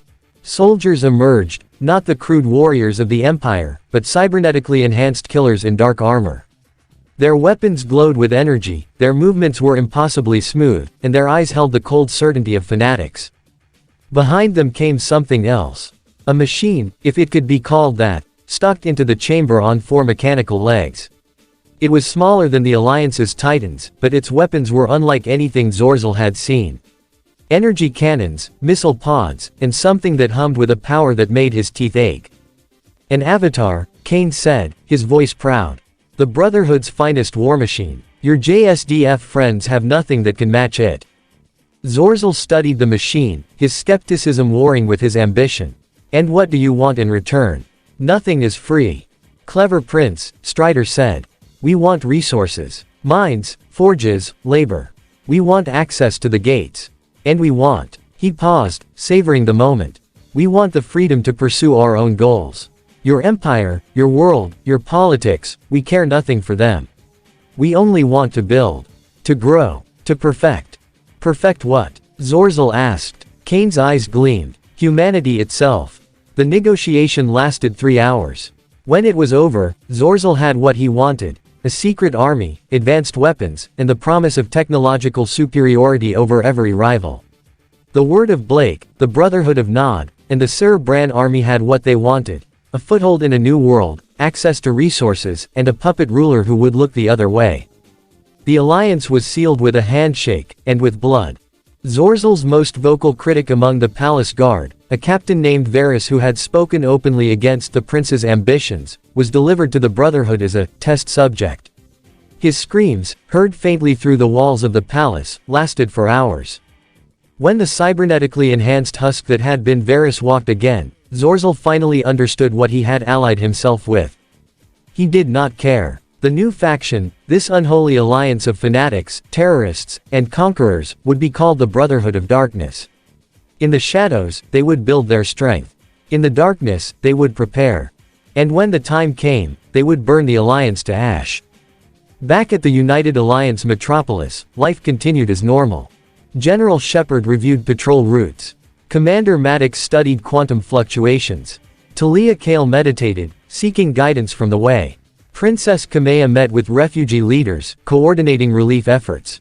The JSDF, unaware of the conspiracy forming in the imperial capital, continued their diplomatic efforts. Atami drank coffee and complained about paperwork. Kurata catalogued alliance technology. Kuribayashi sharpened her sword. Rory Mercury, however, paused one evening, her head tilting as if listening to something only she could hear. Apostle, Lele asked, noticing her expression. What is it? Rory's violet eyes narrowed. Something's wrong. The air tastes different. Like a storm coming. The sky is clear, Lele said. The sky, Rory agreed. But not the future. She said nothing more, but her hand never left her axe. That night, Kamea Arana dreamed of fire. She stood in the ruins of a city she didn't recognize, surrounded by machines that were not her own. In the distance, a figure in dark robes laughed, a sound like breaking glass. She woke with a gasp, her heart pounding. Raju Montgomery, on watch outside her quarters, knocked softly. Your Highness, are you all right? Just a dream, she said. Just a dream, but her hands would not stop shaking. Deep beneath the imperial capital, in catacombs that had not seen the sun for centuries, the Brotherhood of Darkness established its headquarters. Kane stood before a massive holographic map, his eyes tracing the positions of Alliance forces, JSDF bases, and Imperial strongholds. The pieces are in place, he said. Presenter Strider nodded. The prince is ours. The Empire will follow. And when we strike, Kane finished, the world will burn. And from the ashes, a new humanity will rise. The Sir Brand commander spoke for the first time, his voice a whisper of static. Objectives confirmed. Initiate Phase 1. In the shadows, machines began to move. The war was coming. And no one saw it. Chapter 10. Zorzal's counter-attack. The calm before the storm. The United Alliance metropolis hummed with activity. In the weeks since the Dark Elf rescue, the city had grown beyond anyone's expectations. Refugees flowed in from every corner of the Empire, humans fleeing conscription, elves escaping persecution, demi-humans seeking safety from slavers. The Alliance provided food, shelter, and medical care. The JSDF provided diplomatic outreach. And together, they began to believe that peace might be possible. General Mark Jameson Shepard walked the perimeter with Sergeant Chen, reviewing defensive positions. Something's off, Chen said, his eyes scanning the horizon. Shepard nodded. I feel it too. The quiet. It's too deliberate. Behind them, a squad of zone troopers practiced firing drills, their railguns cycling with rhythmic precision. Overhead, a flight of Firehawk jets screamed past on patrol. The defenses were solid. The troops were ready. But Shepard had learned long ago that readiness didn't guarantee victory. It only guaranteed you saw the enemy coming before they killed you. The Emperor's fall. In the imperial capital, Emperor Moltsal Augustus lay dying. The physicians called it a wasting sickness, a sudden, inexplicable decline that had no cure. The court whispered of poison, of dark magic, of the strangers and their strange machines. Only one man knew the truth. Prince Zorzal stood at his father's bedside, his face a mask of concern. But his eyes held nothing but cold satisfaction. You were weak, father, he whispered, so softly the attendants could not hear. You would have surrendered to the invaders. You would have sold our empire for a moment's peace. The Emperor's eyes fluttered, unfocused. But I am not weak, Zorzal continued. I have found allies. Allies who will give me the strength to crush everyone who stands against us. He turned and walked away, leaving his father to die. Behind him, in the shadows, a figure in dark robes watched. Presenter Strider's cybernetic eyes gleamed. The poison is working, Strider said. He will be dead within the week. Zorzal smiled. And I will be Emperor. No. Strider's voice was soft but firm. You will be our instrument. There is a difference. Zorzal's smile faltered, but only for a moment. As long as I rule, I don't care what you call it. The first strike. The Brotherhood of Darkness struck without warning. 3 facilities, all belonging to the JSDF, were hit simultaneously. A supply depot on the outskirts of Alnus Hill. A communications relay in the eastern mountains. A medical outpost near the former bandit territories. The attackers came in waves. Cyborg infantry with enhanced strength and pain tolerance, stealth tanks that appeared from nowhere, scorpion tanks that crawled over terrain like mechanical insects, and avatars, massive war machines that walked on 4 legs and carried weapons that turned JSDF armor to slag. The defenders fought bravely. They held their ground. They called for reinforcements. But by the time the GDI rapid response teams arrived, the facilities were burning, the wounded were everywhere, and the Brotherhood had vanished back into the shadows. Atami stood in the ruins of the communications relay, his face grim. "Report," he said. Kurata, his voice shaking, held up a data pad. 14 dead, 37 wounded. They knew exactly where to hit us. Exactly when.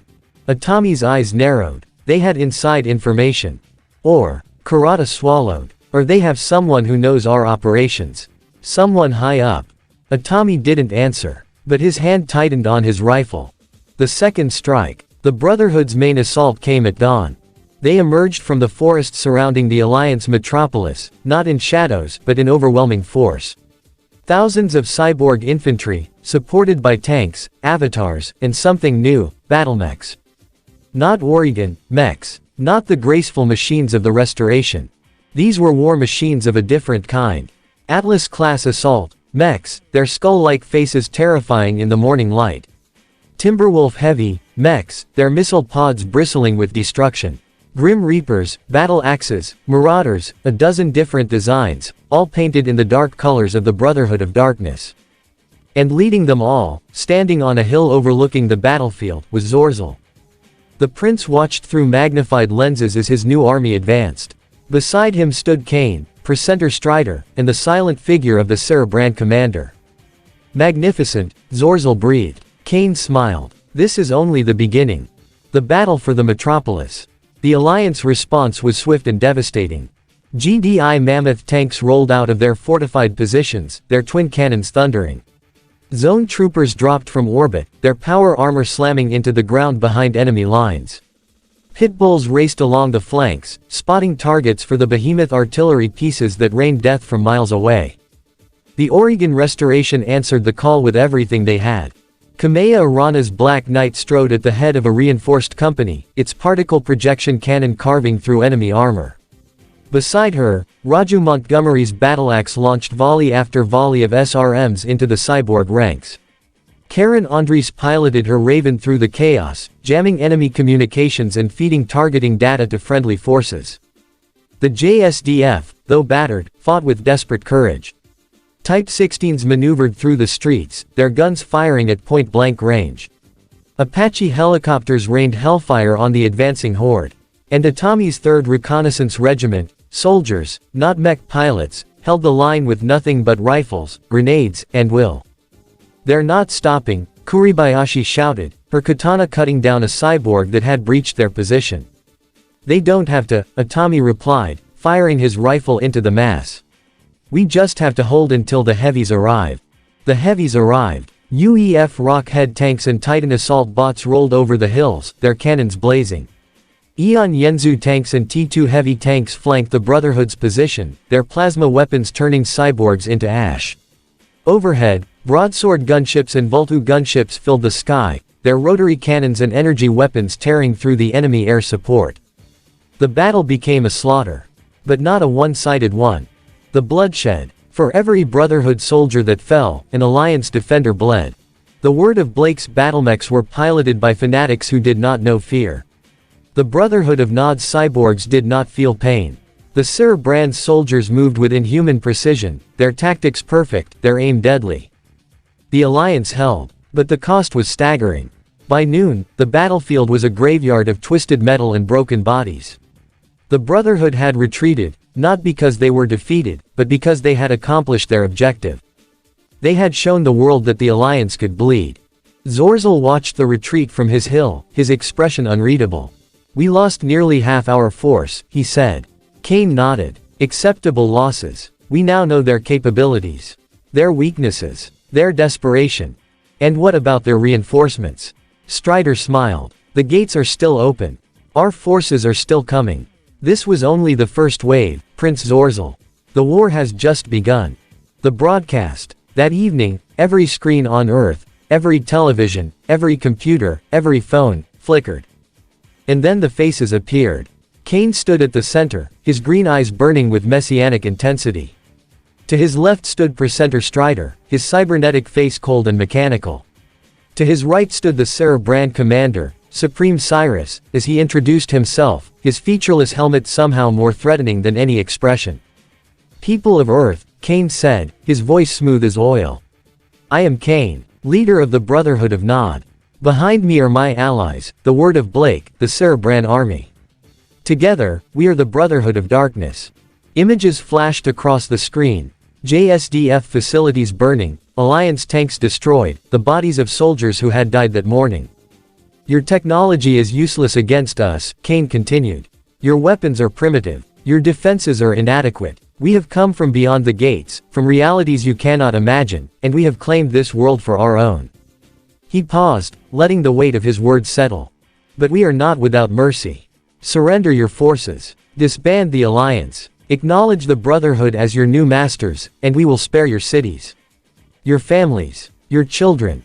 Another pause. "Refuse, and we will burn everything you love to ash. We will unleash weapons that make your nuclear arsenals look like firecrackers. We will show you the true meaning of destruction." The screen flickered, and the three faces disappeared. The world sat in stunned silence. The reaction. In Tokyo, the Prime Minister convened an emergency cabinet meeting. In Washington, London, Moscow, Beijing, every capital on Earth, leaders stared at their screens in disbelief and terror. "What do we do?" someone asked. No one had an answer. General Jack Granger, watching from GDI headquarters, turned to his staff. "Get me General Shepard. Then get me the Oregon Princess. And then," he paused, his jaw tightening, "then get me everyone who wants to fight back." "Sir," an aide said, "their technology." "I know their technology," Granger snapped. "I've fought Tiberium mutants, Skrin invaders, and Cain himself. I know what we're up against. And I know that running isn't an option." He looked at the screen, at the frozen image of Cain's face. "You want a war, Cain," he muttered. "You've got one." The counterattack. That night, while the world panicked, the Alliance struck back. Atami led a combined force, JSDF Special Operations, GDI Zone Troopers, and a single lance of Oregon Light, mechs, deep into enemy territory. They hit supply depots, communications hubs, and forward operating bases. They moved fast, struck hard, and vanished before the Brotherhood could respond. "This is for the medical outpost," Atami said, detonating a charge that sent a Brotherhood ammunition dump sky high. "This is for the wounded," Kuribayashi added, her katana still wet with the blood of a cyborg sentry. And as the sun rose on a new day, the Alliance proved one thing to the Brotherhood of Darkness. They were not afraid. They would not surrender. And they would fight, tooth, claw, and railgun, until the last invader was driven from their world.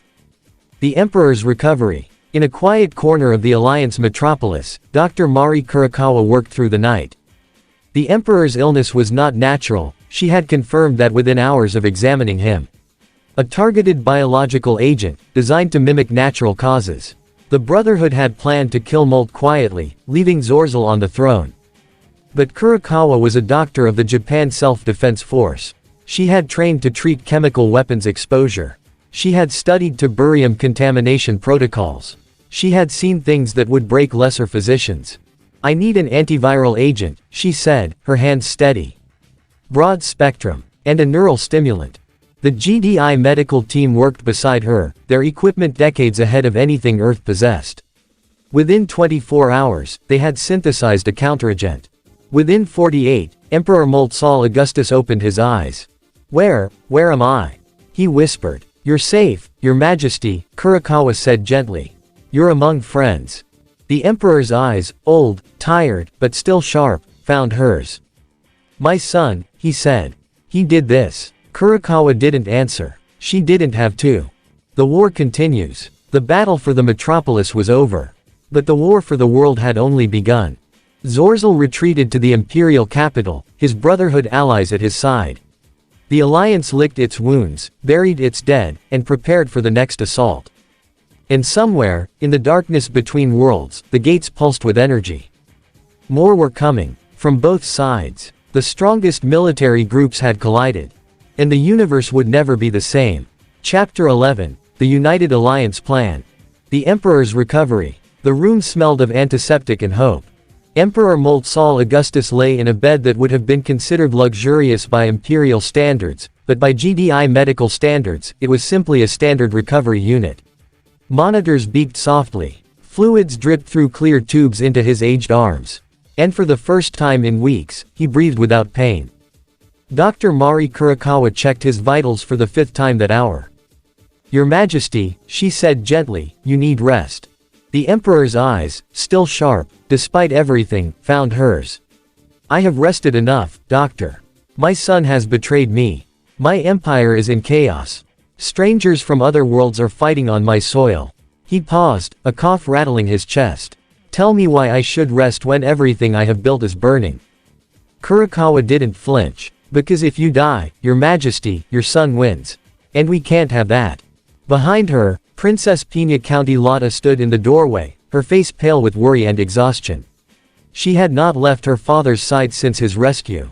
"Father," she said softly, "the Alliance leaders wish to speak with you." "When you are ready." Molt closed his eyes. "Bring them. I am ready now." The war room. The Alliance main headquarters was a marvel of inter-universal engineering. UEF quantum processors hummed beneath the floor. Eon crystalline displays projected holographic maps into the air. GDI reinforced walls could withstand a direct hit from a tactical nuclear weapon. And in the center of it all, a massive circular table held the combined military might of 4 realities. General Mark Jameson Shepard stood at the head of the table. Beside him, Commander Dominic Maddox studied tactical displays with cold efficiency.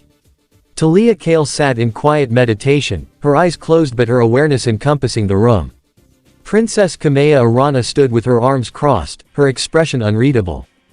Colonel Kengan represented the JSDF. Atami stood behind him, his perpetual fatigue replaced by focused intensity. And at the far end of the table, Pina County Lotta took her place, not as an observer but as a representative of the Sateran Empire. "My father sends his gratitude," she said. "And his fury. Prince Zorzel has gone beyond ambition. He has allied with monsters." Shepard nodded. "We know. And we're going to stop him." The plan. The holographic map flickered to life, showing the known positions of Brotherhood of Darkness facilities. 3 primary strongholds, Maddox began, pointing to each location. Supply depots here, here, and here. Factories here. Barracks here. Communications hubs here. And their main headquarters. He paused, zooming in on a location deep within Imperial territory. "Here." Atami studied the map. "That's a lot of targets." "It is," Shepard agreed. "Which is why we're not going to hit them all at once. We're going to hit them where it hurts most. Their resources, their production, their ability to wage war." Kamea leaned forward. "Guerrilla warfare." "Exactly." Shepard's eyes were hard. "The Brotherhood of Nod taught us this lesson 100 times. You don't beat a superior force by fighting them head-on. You cut their supply lines. You destroy their infrastructure. You make them bleed for every inch of ground." Maddox nodded. "The UEF and Eon will handle reconnaissance. Our cloaking technology and sensor jammers allow us to get close without being detected. We'll map every Brotherhood position, every patrol route, every weakness." "In GDI?" Kengan asked. Shepard smiled, a predator's smile. "GDI will provide the hammer. Orbital strike capabilities, artillery, and enough firepower to turn their strongholds into craters." "The orbital solution." Talia Kale spoke for the first time, her voice soft but carrying immense weight. "There is another option." The room turned to her. "The Eon Illuminate possesses technology that can neutralize enemy positions without widespread destruction. Precision. Surgical. But it requires calibration." Maddox raised an eyebrow. "You're talking about the cleansing beam."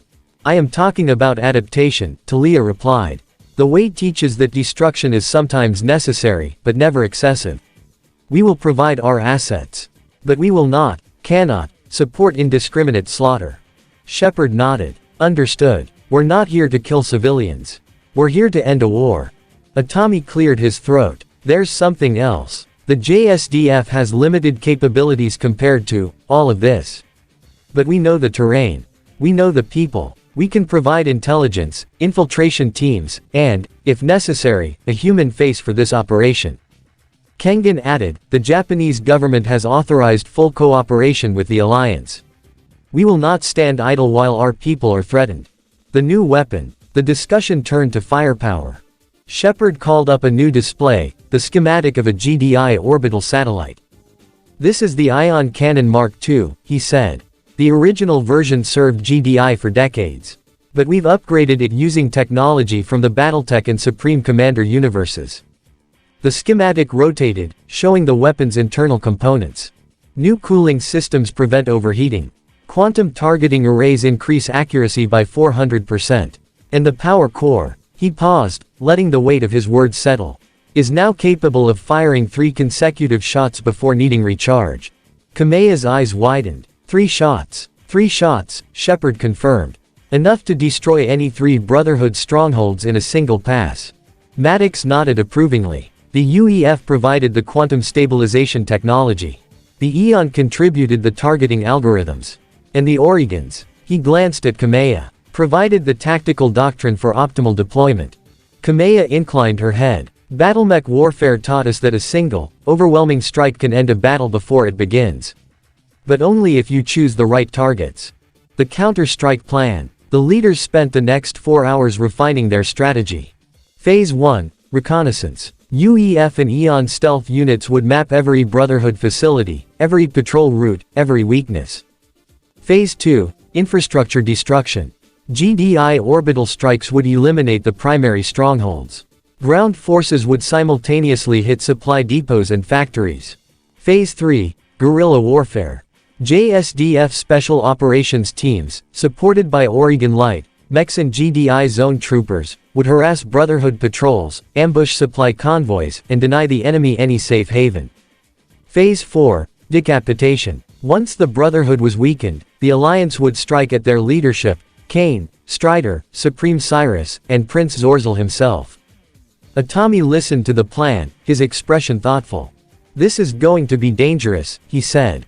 The Brotherhood isn't stupid. They'll expect a counterattack. Of course they will, Shepard replied.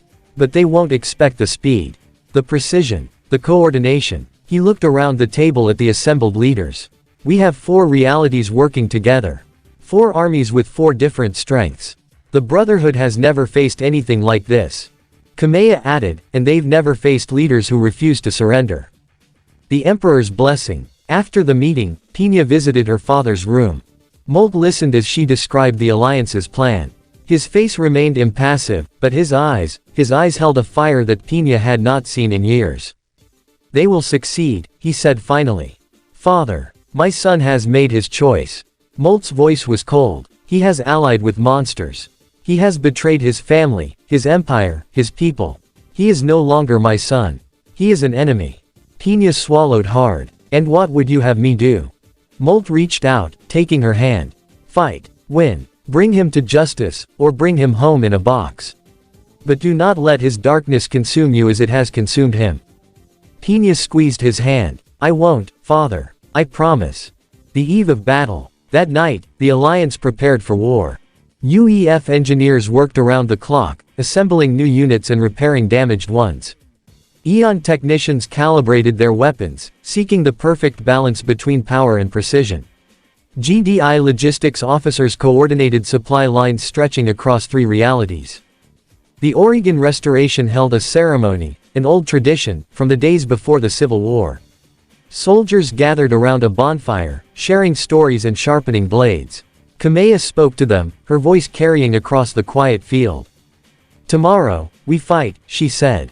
Not for glory, not for conquest, but for the people who cannot fight for themselves. For the refugees in our city.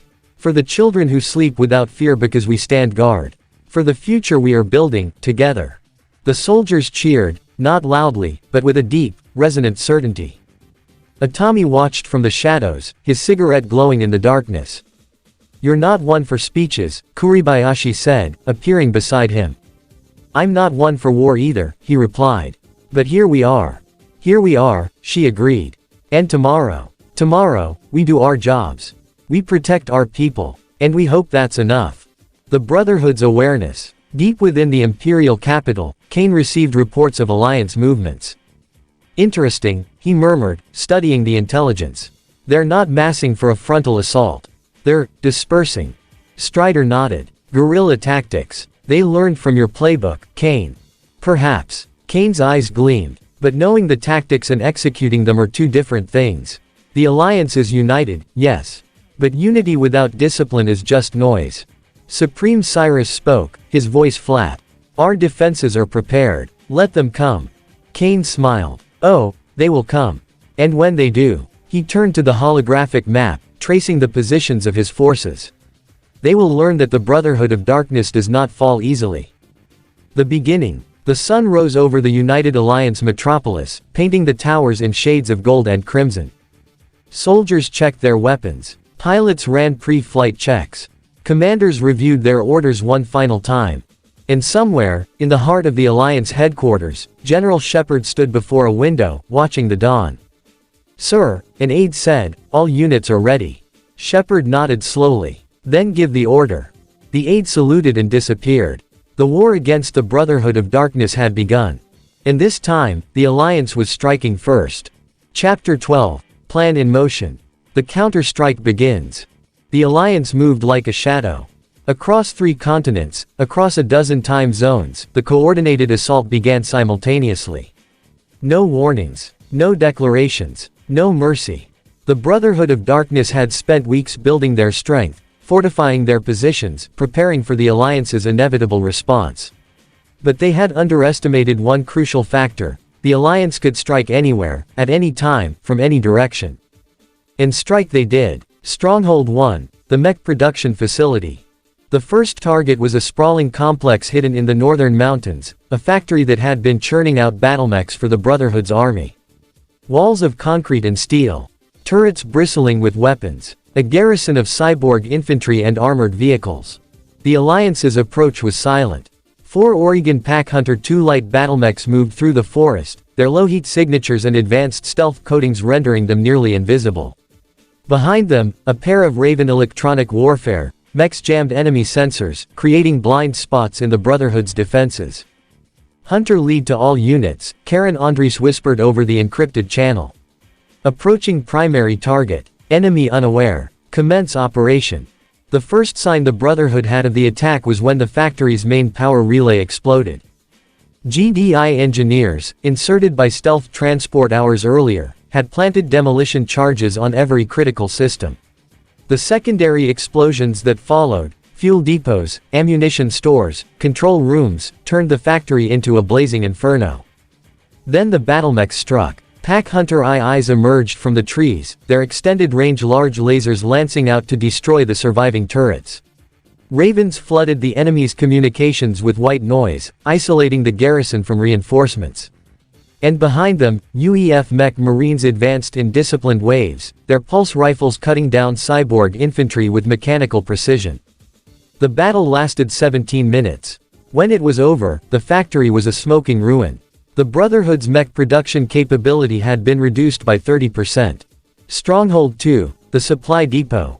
The second target was a massive supply depot located in a valley south of the Imperial capital. Fuel, ammunition, food, spare parts, everything the Brotherhood needed to sustain its war effort passed through this facility. Destroying it would cripple their logistics for weeks. This time, the JSDF took the lead. Atami's 3rd Reconnaissance Regiment had been inserted by V-35 AUX transports the night before. They had spent hours crawling through the darkness, planting C4 charges on every fuel tank, every ammunition crate, every communication array. At precisely 0500 hours, Atami pressed the detonator. The explosion was visible from 50 kilometers away. Fuel tanks erupted in massive fireballs. Ammunition cooked off in secondary explosions that shook the ground. The communication array, a towering structure that linked the depot to Brotherhood headquarters, collapsed in a shower of sparks and twisted metal. Target destroyed, Atami reported, his voice calm despite the chaos. All units, withdraw to extraction point. Behind him, the depot burned. Stronghold 3, the main barracks. The third target was the Brotherhood's primary training and barracks facility, a fortified complex that housed over 2,000 soldiers, cyborgs, and support personnel. A full-on assault would be suicide. So the Alliance didn't assault it. They erased it. General Shepard, watching from the Alliance headquarters, gave the order. Ion Cannon Mark II, fire at will. In orbit, the upgraded satellite aligned its targeting array. Quantum processors calculated trajectory, atmospheric interference, and collateral damage potential. The new cooling system hummed, ready to disperse the immense heat generated by the weapon. 3 beams of pure energy lanced down from the sky. The first struck the barracks complex dead center, vaporizing buildings and soldiers alike. The second swept across the motor pool, turning armored vehicles into molten slag. The third found the underground bunker where the Brotherhood stored its classified documents, its command servers, its most sensitive intelligence. When the light faded, the barracks was gone. Not damaged. Not crippled. Gone. The Brotherhood's ability to train new soldiers had been annihilated in less than 10 seconds.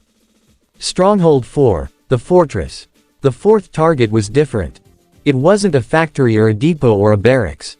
It was a fortress, a massive, heavily fortified stronghold built into the side of a mountain. Turrets dotted every approach. Anti-air defenses scanned the sky continuously. Tanks and mechs patrolled the perimeter in overlapping patterns. This was the Brotherhood's headquarters. And it was guarded like the end of the world. Orbital strike on this one won't work, Maddox observed, studying the tactical display. They've got some kind of energy shielding. Probably derived from Eon or UEF technology they salvaged. Shepard nodded. Which means we do this the hard way. The assault on the fourth stronghold was a masterpiece of coordinated warfare. GDI Mammoth tanks and Behemoth artillery pieces opened fire from maximum range, their shells pounding the fortress's shields. UEF Demolisher mobile artillery added their firepower, while Eon T3 sniper bots picked off turrets and sensor arrays with surgical precision. Under this cover, Oregon battlemechs advanced. Nova Cats and Lupus Heavies exchanged fire with Brotherhood defenders. Griffins and Crabs flanked the fortress, seeking weak points in the defenses. Ravens jammed enemy communications, while pack hunters and cougars hunted down patrols that tried to reinforce the garrison. The JSDF, inserted by On Her transports, planted demolition charges on the fortress's secondary power relays, causing cascading failures in its defense systems. And overhead, the Ion Cannon Mark II fired again. Not a killing blow, but a series of precision bursts that scattered across the fortress's defenses, destroying turrets, disabling shields, and creating openings for the ground forces. It took 3 hours. But when the sun set, the fourth stronghold was in Alliance hands. The Brotherhood's headquarters had fallen. The enemy's response. Deep within the Imperial capital, Kane watched the reports with cold fury. 4 strongholds, he said, his voice dangerously quiet. 4. In a single day. Strider's cybernetic eyes flickered. The Alliance coordinated their strikes across multiple theaters simultaneously. Their intelligence was flawless. Supreme Cyrus stood motionless, his featureless helmet betraying no emotion. Our losses are significant, but not crippling. Not yet, Kane agreed. But if we allow them to continue this momentum, we won't. The voice was new and familiar. Prince Zorzel entered the command center, his Imperial armor replaced by something darker. Cybernetic enhancements gleamed at his temples. His eyes held a feverish light. The Alliance thinks they've won, Zorzel said. They think they've crippled us. But they've only seen our surface. They haven't seen what we've been building in the shadows. Kane raised an eyebrow. You have something in mind, Prince. Zorzel smiled, a predator's smile. I have something better than something in mind. I have a weapon. The ultimate mech. Deep beneath the fortress, in a chamber that had survived the Alliance's assault, Nemesis, the leader of the Word of Blake, stood before his greatest creation. It was a battlemech unlike any other. Nearly 20 meters tall, its frame was a fusion of Word of Blake cybernetics, Brotherhood of Nod energy weapons, and Cerebrand quantum technology. Its armor was thick enough to survive a direct hit from an ion cannon. Its weapons could level a city block in seconds. And its cockpit was designed for one pilot. Zorzel approached the machine, his reflection gleaming in its armored hull. What do you call it? He asked. Nemesis smiled, a thin, cruel expression. The Sovereign. A machine built to end wars. To crush armies. To make the Alliance kneel. Zorzel placed a hand on the machine's leg. And you're giving it to me. I'm giving it to the one who will use it properly. Nemesis's eyes met Zorzel's. The Alliance thinks they've won. Let them think that. Let them grow complacent. And then, he gestured to the Sovereign. Let them meet their end. The eve of the final strike. Back at the Alliance metropolis, the mood was celebratory but cautious. The strikes had succeeded beyond expectations. 4 strongholds destroyed or captured. Brotherhood logistics crippled. Morale high. But Shepard knew better than to celebrate prematurely. This isn't over, he said, standing before the war room's holographic display. Kane is still out there. Strider. Cyrus. Zorzel. And we haven't seen their best cards yet. Kamea nodded. The Brotherhood is wounded. But wounded animals are the most dangerous. Maddox studied the display, his expression thoughtful. We need to strike again. Quickly. Before they regroup. And we will, Shepard said. But next time, we go for the head. No more strongholds. No more depots. We go for them. The leaders nodded in grim agreement. The war was far from over. But the Alliance had drawn first blood. And they were not going to stop until the Brotherhood of Darkness was nothing but a memory. Chapter 13. The final strike at Zorzel's empire. The calm before the storm. The Alliance had won battles. Now they needed to win the war. 3 strongholds had fallen. Supply lines had been severed. Communications had been shattered. But the Brotherhood of Darkness still had teeth. And at the center of their remaining power stood Prince Zorzel El Caesar, now piloting a machine that could change the course of history. Intelligence reports confirmed it. Zorzel had sealed himself inside a prototype battlemech unlike anything the Alliance had faced. A Scorpion-class design, but enhanced with Word of Blake cybernetics, Brotherhood of Nod energy weapons, and Cerebrand quantum stabilization. They called it the Sovereign, and it was built for one purpose: annihilation. Zorzel believes he's invincible, General Shepard said, addressing the assembled commanders in the war room. He's wrong, but proving that to him will cost us. Kamea Arana studied the tactical display. Her Black Knight stood ready in the bay behind her, its particle projection cannon fully charged. What's our approach? We hit him from every direction at once, Maddox replied. Air, ground, orbital. We don't give him time to think. We don't give him room to breathe. Talia Kale opened her eyes. The way warns against reckless destruction. But this is not recklessness. This is necessity. Atami, standing at the back of the room, lit a cigarette. The JSDF will handle infiltration. We'll mark targets for your big guns. Just, try not to hit us. Shepard nodded. Nobody gets left behind. Now let's end this. The Brotherhood's last stand. Deep within the Imperial capital's underground fortress, Zorzel climbed into the cockpit of the Sovereign. The machine hummed to life around him, its system syncing with his neural implants.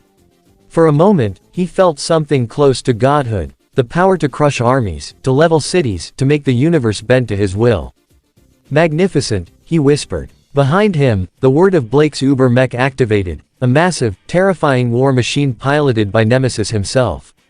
Its frame was a fusion of every dark technology the Brotherhood had gathered: UEF quantum cores, Eon energy focusing arrays, GDI armor composites, and battlemech weapons systems. Beside them, Kane's elite forces, cyborgs, stealth tanks, avatars, moved into formation. Supreme Cyrus's Cerebrand soldiers took up defensive positions, their featureless helmets scanning for threats. Let them come, Zorzel said, his voice amplified through the Sovereign's external speakers. Let them all come. Today, they die. The Alliance assault begins. The attack began at dawn. GDI juggernauts opened fire from maximum range, their artillery shells raining down on the Brotherhood's forward defenses. Mammoth tanks advanced in a slow, unstoppable line, their twin cannons thundering. Zone troopers dropped from orbit, their power armor slamming into the ground behind enemy lines. The Oregon Restoration committed everything. Star Adder heavy battlemechs, massive machines reminiscent of the legendary Thor, led the charge, their particle cannons carving through Brotherhood armor. Atlas assault, mechs followed, their skull-faced cockpits terrifying to behold. Nova Cats, Lupus, Black Knights, dozens of battlemechs advanced in coordinated waves, their pilots veterans of 100 battles. The UEF and Eon provided overwhelming fire support. UEF Demolisher mobile artillery batteries rained destruction on Brotherhood positions. Eon T-3 sniper bots picked off enemy commanders from kilometers away. Broadsword gunships and Vultu gunships filled the sky, their weapons tearing through cyborg infantry and light vehicles. The JSDF fought with desperate courage. Atami's 3rd Reconnaissance Regiment moved through the chaos, planting explosives on enemy command posts and communication relays. Kuribayashi's katana flashed in the smoke, cutting down cyborgs that got too close. Kurata provided covering fire, his rifle never silent. And overhead, the ion cannon Mark II prepared for its final shot. The duel. Zorzel saw them coming and laughed. Pathetic, he snarled, unleashing the Sovereign's weapons. Missiles streaked from his shoulder pods, tearing into advancing Alliance forces.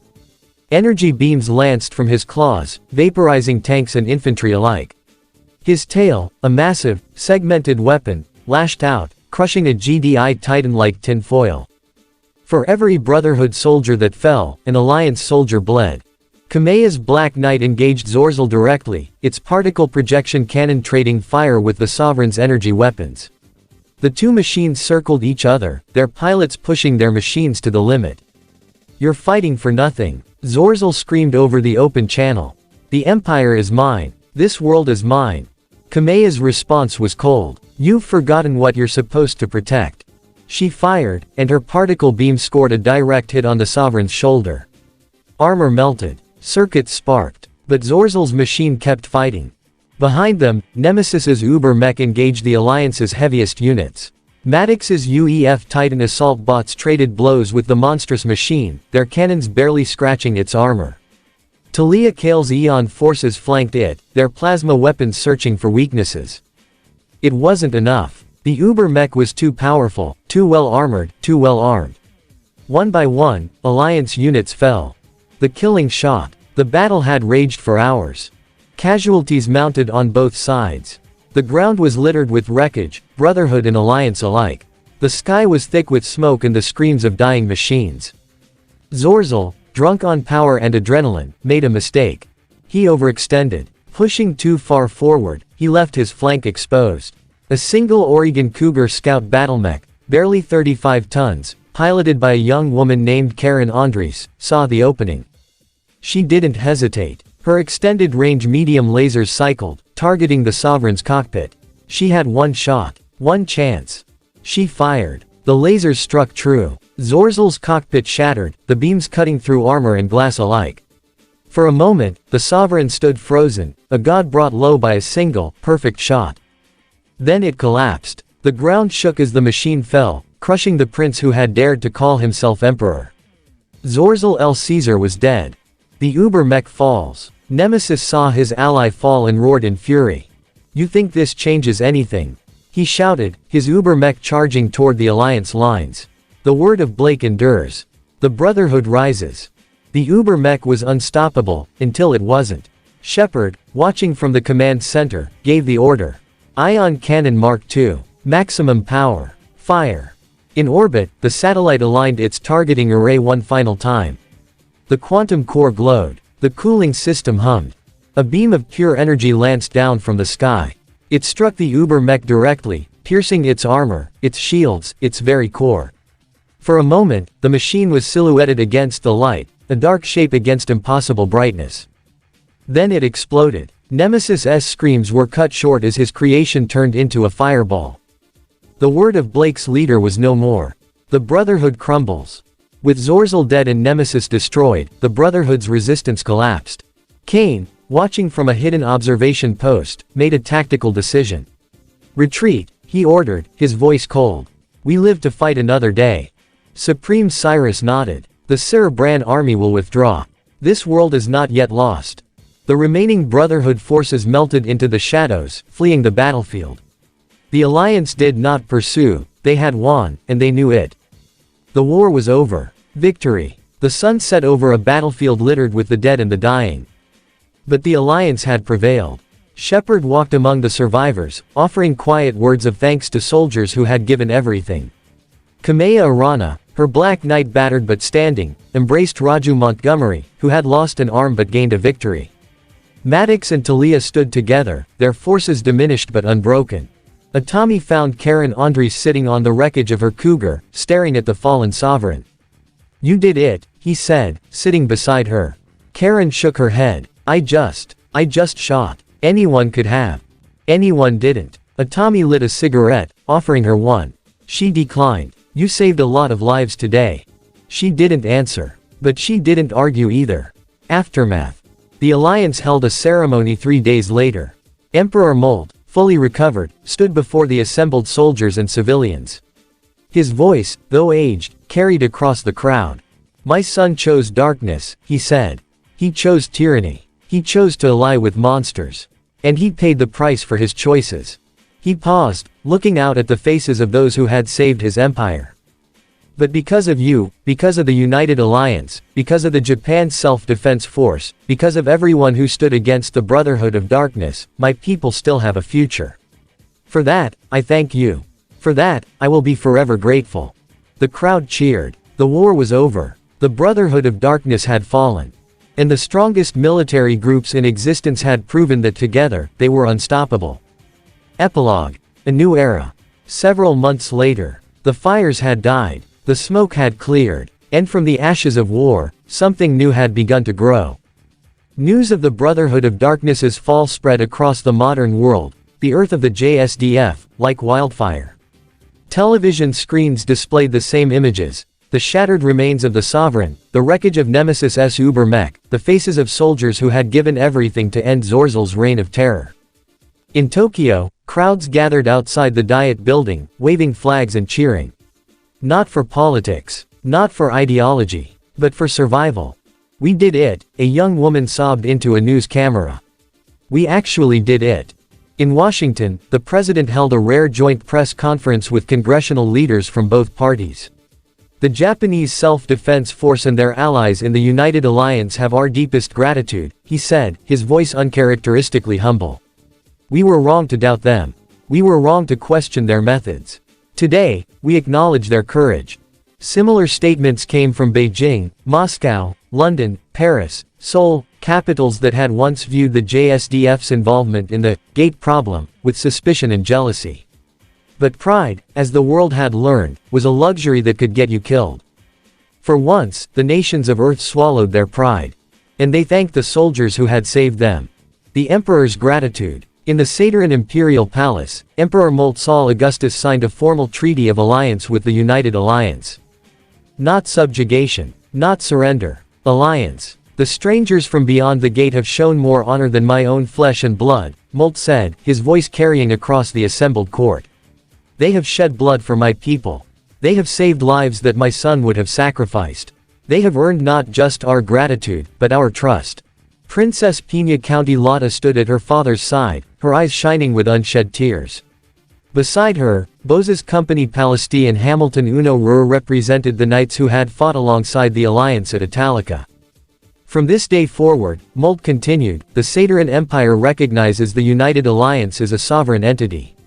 "We will share trade, technology, and defense. We will stand together against any who threaten peace." The treaty was signed. A new era had begun. The United Alliance metropolis. The city that had started as a military encampment had grown into something extraordinary. Towers of UEF alloy and Eon crystal rose alongside GDI reinforced structures and Oregon repair bays. Parks, designed by refugee gardeners from a dozen races, bloomed with flowers that had never grown together before. Markets bustled with merchants selling goods from 3 realities, Tiburium-free crystals, Battlemech salvage, JSDF rations, and the strange, beautiful art of the Dark Elves who had made the city their home. The United Alliance metropolis was no longer a military base. It was a home. Refugees who had once fled in terror now walked its streets without fear. Human, elf, dwarf, demi-human, they lived, worked, and built together. Children who had never known peace played in the shadow of mammoth tanks, their laughter a testament to what the Alliance had fought for. General Mark Jameson Shepard, standing on the balcony of the GDI headquarters, looked out at the city and allowed himself a rare smile. "We did it, Jack," he said. Lieutenant General Jack Granger, standing beside him, nodded slowly. We won the battle. Now we have to win the peace. One day at a time, Shepard replied. One day at a time. New beginnings. Life, as it always does, moved forward. Dominic Maddox married Talia Kale in a ceremony that blended UEF military tradition with Eon Illuminate spirituality. Soldiers from both factions stood shoulder to shoulder, their differences forgotten. Months later, Talia gave birth to twins, a boy and a girl, whose cries echoed through the Eon crystal spires. They have their father's stubbornness, Talia said, cradling her son. And their mother's serenity, Dominic replied, holding his daughter. The twins would grow up in a world very different from the one their parents had known. A world at peace. Sergeant Chen, the grizzled GDI veteran who had fought at Italica, retired from active duty. He opened a small repair shop in the metropolis, fixing everything from JSDF rifles to Oregon toasters. His gruff exterior softened over time, but only slightly. You kids today don't know how good you have it, he would grumble at his young apprentices. They would smile and nod and let him grumble. It was his way of caring. Dr. Mari Kurakawa established a state-of-the-art medical facility in the city, training local healers in modern medicine while learning their herbal remedies in return. She found herself courted by a young dark elf physician named Tharos, whose silver hair and gentle hands won her heart. I never expected to fall in love in a fantasy world, she admitted. None of us expected any of this, he replied. They were married in the spring. The otaku's retirement. Yuji Itami, bearer of the mysterious JSDF's 3rd Reconnaissance Regiment, finally did what everyone had expected him to do for years. He retired. I'm going home, he told Colonel Kengan, his paperwork stamped and approved. To do what? Kengan asked, though he already knew the answer. Itami shrugged, his perpetually tired expression unchanged. Read manga, play games, eat instant ramen, the usual. Kengan laughed, a rare sound. You saved the world, and you're going to be an otaku. I saved the world so I could be an otaku, Itami corrected. Priorities. He returned to his small apartment in Tokyo, where his collection of figurines and light novels waited patiently. The JSDF offered him a medal. He declined. The Prime Minister offered him a position. He declined. The world offered him fame. He declined. And so Yuji Itami, the most unlikely hero in the history of the Gate, faded into comfortable obscurity. Occasionally, a former comrade would visit. Kurata would bring the latest releases. Kuribayashi would challenge him to sparring matches which he always lost. Tuka, Lele, and Rory would appear unannounced, dragging him into adventures he never asked for. But mostly, he was left alone. And he was happy. GDI love stories. Not all the heroes retired quietly. Commander Mason, a GDI officer who had distinguished himself in the final battle, married Sophia Obertas, one of the Venatis, the legendary war maidens of ZHCTED. Their wedding was a fusion of GDI military precision and ZHCTED pagan tradition, complete with a ritual sword exchange that made the GDI chaplain sweat. You're lucky she's on our side, Archer joked at the reception. Mason smiled. I'm lucky she loves me. Archer, another GDI commander, found his heart captured by Valentina Kling, the XO of the GDI detachment. Their relationship had begun as a professional rivalry, two stubborn officers who disagreed on everything. But somewhere between the firefights and the near-death experiences, rivalry had become respect, and respect had become love. You're impossible, Valentina told him one evening, watching the sunset over the metropolis. I know, Archer replied. I love you anyway. I know that too. They were married in a quiet ceremony, attended only by their closest friends. It was, by all accounts, perfect. The search for Kane. The GDI never found Kane's body. Search teams combed the wreckage of the Brotherhood's headquarters, the underground bunkers, the escape tunnels. They found evidence of his presence, his quarters, his command center, his personal journal, but no trace of the man himself. He's alive, General Shepard said, reading the final report. I know it. You know it. He's out there somewhere, waiting. Lieutenant General Granger nodded slowly. The Brotherhood of Nod has survived worse. Kane has survived worse. But this time, he paused. This time, he's alone. No army. No allies. No Zorzel to hide behind. Alone is when Cain is most dangerous, Shepard replied. We'll stay vigilant. And they did. But months passed. Then a year. Then 2. Cain did not reappear. Some whispered that he had died in the final battle, his body consumed by the ion cannon's blast. Others believed he had escaped through a gate, fleeing to another reality to rebuild. A few, the ones who knew him best, simply waited. Cain always returned. It was only a matter of time. A new era of peace. The world changed. Not overnight, peace never comes that quickly. But slowly, steadily, the fractures began to heal. The Sateran Empire, under Emperor Molt's restored leadership, began genuine reforms. Slavery was abolished. Religious tolerance was enforced. Trade agreements with the Alliance brought prosperity to regions that had known only poverty. The United Alliance metropolis became a model for cooperation. Refugees who had once been enemies became neighbors.